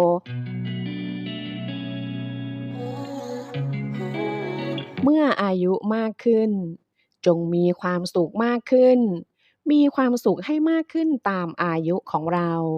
อย่าแก่เพียงเพราะกินข้าว อย่าเฒ่าเพียงเพราะอยู่นาน จงแก่อย่างมีคุณค่า และจงชราอย่างมีคุณภาพ จะได้อยู่ไปนานๆให้ลูกหลานเคารพรัก มิใช่อยู่ให้ลูกหลานรังเกียจจนต้องหนีหาย เมื่ออายุมากขึ้นต้องรู้จักวางมือ คุณไม่มีทางทำงานไปได้ตลอดชีวิต และคุณก็ไม่สามารถดูแลลูกหลานไปจนวันสุดท้ายของพวกเขาได้ ดังนั้นต้องรู้จักวางมือ ลูกหลานมีบุญวาสนาและทางเดินของเขา หากคิดแทนทำแทนไปเสียหมด วันหนึ่งที่คุณจากไปพวกเขาจะอยู่ต่อยังไง การรู้จักวางมือ คือการฝึกเชื่อใจในตัวลูกหลาน มันเป็นการส่งเสริมลูกหลานไปในตัว อย่าให้คนอื่นด่าว่าเก่งแต่รุ่นพ่อแม่แต่ลูกหลานไม่เอาไหน เมื่ออายุมากขึ้น ต้องรู้จักปล่อยวาง เพราะใจของคนเราแบกรับได้จำกัด อย่าเอาแต่คับแค้นฝังใจ เรื่องที่ควรวางต้องรู้จักปล่อย ปล่อยวางตำแหน่งฐานะที่เคยดำรง ปล่อยวางชื่อเสียงสักการะที่เคยครอบครอง ปล่อยวางอดีต เรียนรู้การใช้ชีวิตในปัจจุบัน เป็นสุขได้ในวัยชรา เมื่ออายุมากขึ้น ต้องรู้จักตัดใจ บางสิ่งบางอย่างเมื่อสูญเสียไปแล้วก็อย่าได้ยึดติด คิดให้ได้ว่าเดิมทีมันก็ไม่ได้เป็นของเรา และวันสุดท้ายในชีวิตเราก็เอาอะไรไปไม่ได้ ดังนั้นตัดใจให้ได้ในสิ่งที่สูญเสียไปแล้ว แล้วมีความสุขกับสิ่งที่มีอยู่ เมื่ออายุมากขึ้น ต้องรู้จักวางอารมณ์ สังคมในอดีตมีความยากของคนในอดีต สังคมในปัจจุบันมีความยากของคนในปัจจุบัน อย่าเอาความคิดตนเองมาเป็นที่ตั้ง ไม่พอใจอะไรก็ด่าว่าลูกหลานด้วยอารมณ์ หากทำแบบนี้ครั้งหนึ่ง คุณธรรมของตนหายไปครั้งหนึ่ง เพราะพ่อแม่คือพรหมของลูก หากพ่อแม่เอาแต่แช่งด่าลูกหลานจะเจริญได้อย่างไร เมื่ออายุมากขึ้นเปรียบไปดั่งไม้ใกล้ฝั่งตัณหาต้องลดลงความโลภความโกรธความหลงต้องลดลงคุณธรรมความสุขต้องมากขึ้นความเมตตากรุณามุทิตาอุเบกขาต้องมากขึ้นหมั่นเตือนตัวเองอยู่ให้ลูกหลานเคารพรักมิใช่อยู่ให้ลูกหลานหวาดกลัวจนไม่มีใครยอมเข้าใกล้เมื่ออายุมากขึ้นต้องบอกลูกหลานให้ระมัดระวังในการคบเพื่อนอย่าคบคนที่มีใจอาฆาตคนที่พูดเท็จเป็นไฟคนเนรคุณ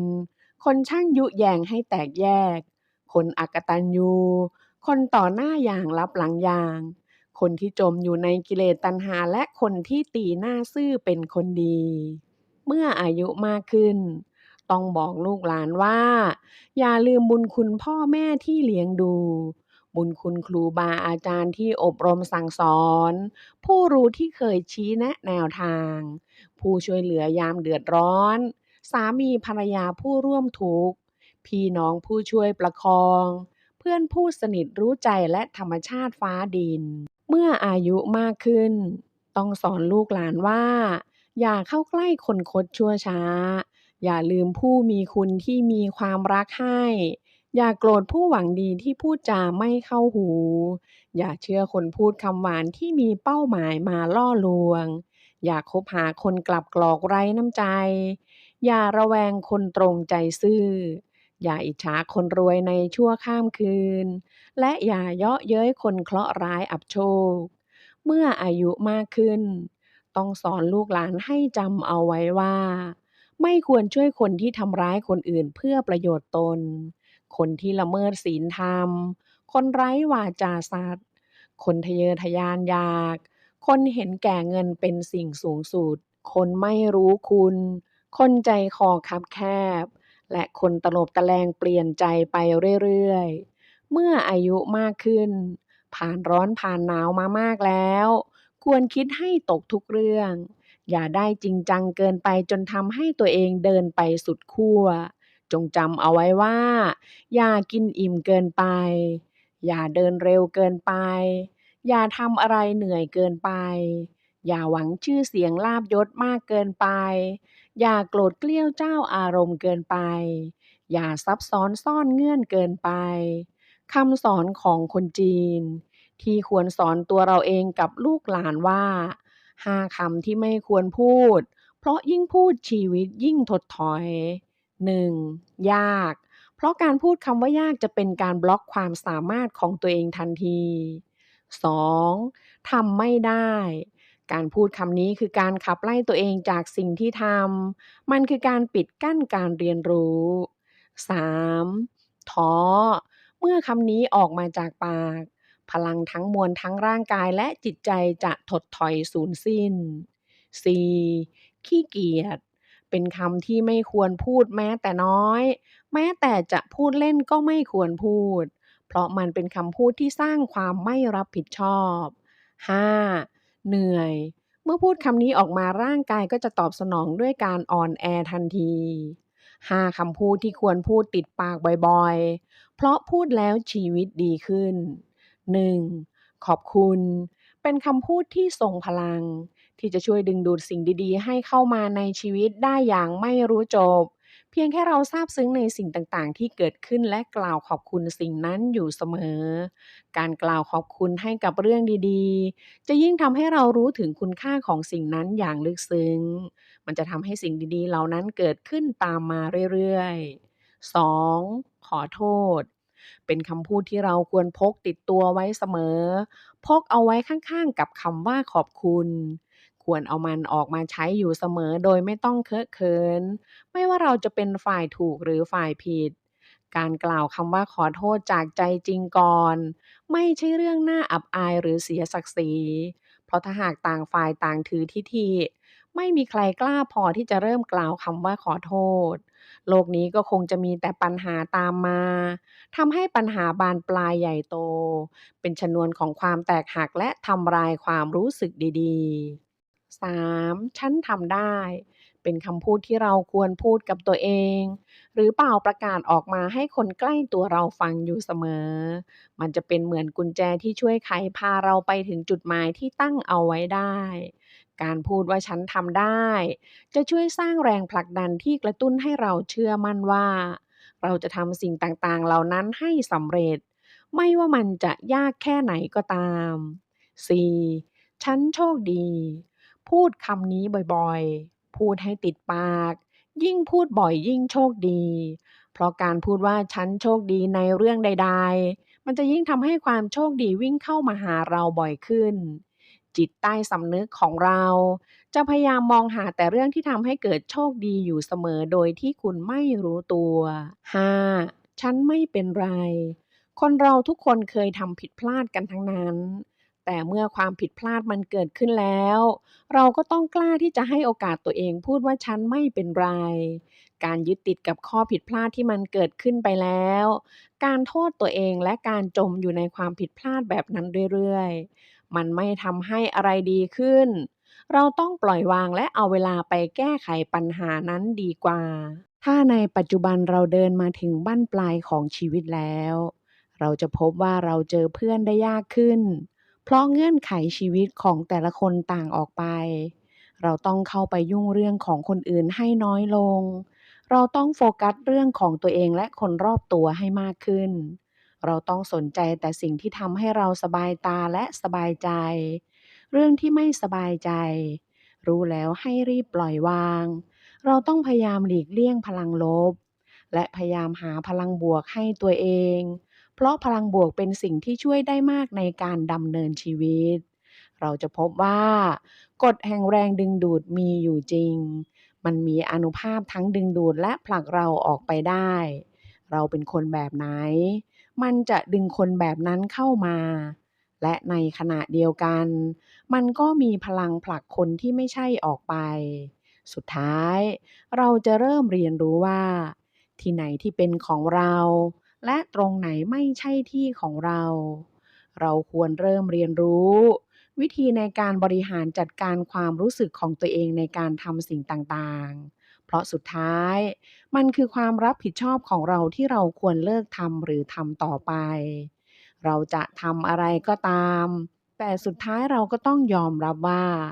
เราทำเท่าที่ทำได้เท่านั้น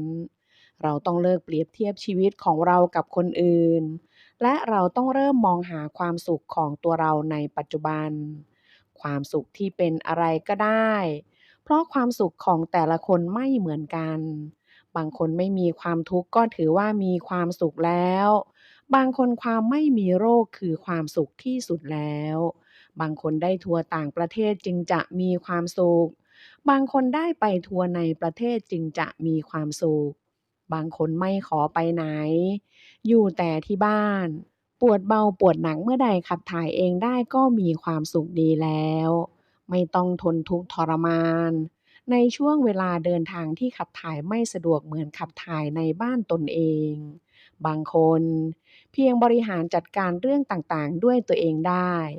เช่น ล้างหน้า แปรงฟัน อาบน้ำ ทานอาหาร ลุก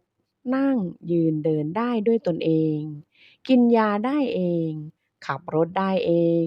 ไปไหนมาไหนได้เองไม่ต้องพึ่งคนอื่นแค่นี้ก็มีความสุขแล้ว ความสุขของแต่ละคนไม่เหมือนกัน ความสุขของคนคนหนึ่งอาจเป็นความทุกข์ของอีกคนหนึ่งก็ได้ ไม่จำเป็นต้องเหมือนกัน เราต้องหาความสุขในปัจจุบันของตัวเราให้พบ แล้วเราจะมีความสุขที่ยาวนาน บางคนมีความสุขกับอาหารอร่อยที่ถูกปาก ซึ่งความอร่อยของแต่ละคนก็ไม่เหมือนกัน บางคนติดหวาน ถ้าออกหวานถึงจะอร่อย บางคนติดเผ็ด ถ้าเผ็ดจึงจะอร่อย บางคนติดเค็ม ถ้าเค็มจะอร่อย ต่างคน ต่างลิ้น ต่างจิต ต่างใจ มีคำกล่าวเตือนสติว่า อย่าไปปรุงก๋วยเตี๋ยวในชามคนอื่น เพราะปกติแต่ละคนอาจชอบต่างกัน รสชาติอร่อยย่อมไม่เหมือนกัน บางคนมีความสุขกับต้นไม้ที่แตกหน่อใหม่ บางคนมีความสุขที่คนในครอบครัวทุกคนยังมีสุขภาพดี บางคนมีความสุขที่น้องหมาน้องแมวกินข้าวหมด บางคนมีความสุขเพียงแค่ได้นั่งนอนดูหนังดีๆหรือฟังเพลงเพราะๆบางคนมีความสุขที่มีเวลานอนและนอนไม่ปวดหลัง อย่างไรก็ตาม เราจะพบว่าไม่มีสิ่งใดที่จีรังยั่งยืน ไม่ว่าจะเป็นความรักหรือความสัมพันธ์รอบตัว เกียรติยศหรือเงินทอง ทุกอย่างมีได้ก็หมดได้ มีพบก็ต้องมีจาก เกิดขึ้น ตั้งอยู่แล้วดับไป สลับสับเปลี่ยนหมุนเวียนกันไป เราต้องไม่ยึดติดกับสิ่งใดสิ่งหนึ่งมากเกินไป เราต้องรู้ว่า สุดท้ายแล้วก็มีแต่ตัวเราเท่านั้นที่อยู่กับเราจนถึงวันสุดท้าย เราจะเรียนรู้ข้อดีของความเป็นโสด การมีใครอีกคนมันก็อาจจะดี แต่ถ้ามีแล้วไม่ดีก็อย่ามีดีกว่า เราจะพบว่า การรักตัวเองสำคัญที่สุด ความภูมิใจในตนเองเป็นสิ่งที่เราควรสร้างอย่างสม่ำเสมอ ไม่มีใครรักเราเท่าตัวเราเอง และเราก็ไม่ควรรักใครมากไปกว่าตัวเราเอง มันไม่ใช่เรื่องเห็นแก่ตัว แต่มันคือวิธีการดำเนินชีวิตขั้นต้นที่เราควรทำก่อนจะรักคนอื่น คนที่รักตัวเองมักเผื่อแผ่ความสุขให้คนอื่นได้เสมอ เราจะพบว่า แท้จริงแล้วชีวิตมันสั้น เวลาในนาฬิกาเดินหน้า แต่เวลาชีวิตเรากลับถอยหลัง อะไรที่เรามีความสุข โดยไม่ทำให้คนในครอบครัวหรือคนอื่นเดือดร้อนก็ทำไป รักตัวเองให้มากๆ หาความสุขของตัวเองให้พบ ท่านมาได้ถึงตรงนี้ ถือว่าท่านเก่งและยอดเยี่ยมแล้ว การสร้างสมาธิ และทำใจให้จดจ่อกับเรื่องใดเรื่องหนึ่งจนหลับสบาย การบอกตัวเองซ้ำๆทุกคืนให้คิดในเรื่องดีและทำในเรื่องดี มันจะทำให้คุณพัฒนาไปในทางที่ดีขึ้น แม้ฟังแล้วจะเผลอหลับไปก่อนก็ไม่เป็นไร เพราะเสียงก็ยังเข้าไปในประสาทด้วยการได้ยินอยู่ดี หากอยากเห็นความเปลี่ยนแปลงเกิดขึ้น ให้ฟังต่อเนื่องกันทุกวันอย่างน้อย 21 วัน การฟังสิ่งดีๆทุกวันจะส่งผลต่อความคิดระยะยาว มันสามารถเป็นแรงผลักดันให้ชีวิตประสบความสำเร็จได้ ตอนนี้ให้คุณทำใจให้สบาย ปล่อยวางทุกอย่างที่ผ่านมาแล้ว ชีวิตคุณเดินมาได้ถึงวันนี้ก็ถือว่ายอดเยี่ยมที่สุดแล้ว ตั้งแต่วันนี้เป็นต้นไป จะมีแต่สิ่งดีๆและปาฏิหาริย์เกิดขึ้นกับชีวิตคุณ คุณจะเป็นคนที่หลับง่าย และหลับสนิทตลอดทั้งคืน เช้าวันใหม่ของคุณช่างแสนมหัศจรรย์ มันมีแต่ความสดใสและเบิกบาน ทุกลมหายใจของคุณมีสติรู้ตัวอยู่ตลอดเวลา ร่างกายของคุณสมบูรณ์และแข็งแรง หัวใจของคุณก็เต็มเปี่ยมไปด้วยความรัก สมองอันอัจฉริยะของคุณทำงานได้อย่างยอดเยี่ยม ดวงตาทั้งสองข้างของคุณ มองเห็นแต่สิ่งสวยงามและโอกาสดีๆ หูทั้งสองข้างของคุณ รับฟังแต่สิ่งที่ดีและมีประโยชน์ จมูกของคุณ ได้รับแต่กลิ่นหอมแห่งความสุข ปากของคุณ พูดแต่สัจจะวาจานำพาให้ชีวิตเจริญรุ่งเรือง แขนและมือทั้งสองข้างของคุณ หยิบจับทำงานทุกอย่างได้ตามที่ต้องการ ขาทั้งสองข้างของคุณ แข็งแรงและมั่นคงมาก มันพาคุณไปทุกที่ที่อยากไป อวัยวะทุกส่วนของคุณทำงานได้อย่างยอดเยี่ยม ชีวิตของคุณเพียบพร้อมไปด้วยสิ่งอำนวยความสะดวกครบครัน แม่และพ่อของคุณ มอบชีวิตที่ทรงพลังแก่คุณ พี่น้องของคุณ ให้ความรักความเอื้ออาทรแก่คุณ คู่ชีวิตของคุณ คอยดูแลเอาใจใส่มอบความรักความห่วงใยให้คุณทุกๆวัน ลูกหลานของคุณ เป็นเด็กดี เป็นเด็กฉลาด ว่าง่ายและกตัญญูครูบาอาจารย์ของคุณเมตตาถ่ายทอดความรู้ให้กับคุณกัลยาณมิตรรอบตัวคุณมอบความรักความเมตตาและความปรารถนาดีให้คุณทุกวันบ้านของคุณช่างแสนอบอุ่นเต็มไปด้วยความรักและความสุขรถของคุณพาคุณไปทุกที่อย่างปลอดภัยหน้าที่การงานและธุรกิจของคุณประสบความสำเร็จราบรื่นและรุ่งเรืองเงินหลั่งไหลเข้ามาหาคุณจากทุกช่องทางวันนี้คุณมีความสุขและสมหวังทุกอย่างวันนี้คุณได้พบเจอแต่สิ่งดีๆและคนดีๆคุณได้สร้างรอยยิ้มสร้างเสียงหัวเราะสร้างสิ่งที่ดีและมีประโยชน์ต่อคนอื่นตอนนี้ได้เวลาแล้วที่คุณจะกล่าวขอบคุณขอบคุณจักรวาลที่มอบความมั่งคั่งร่ำรวยให้กับฉันขอบคุณจักรวาล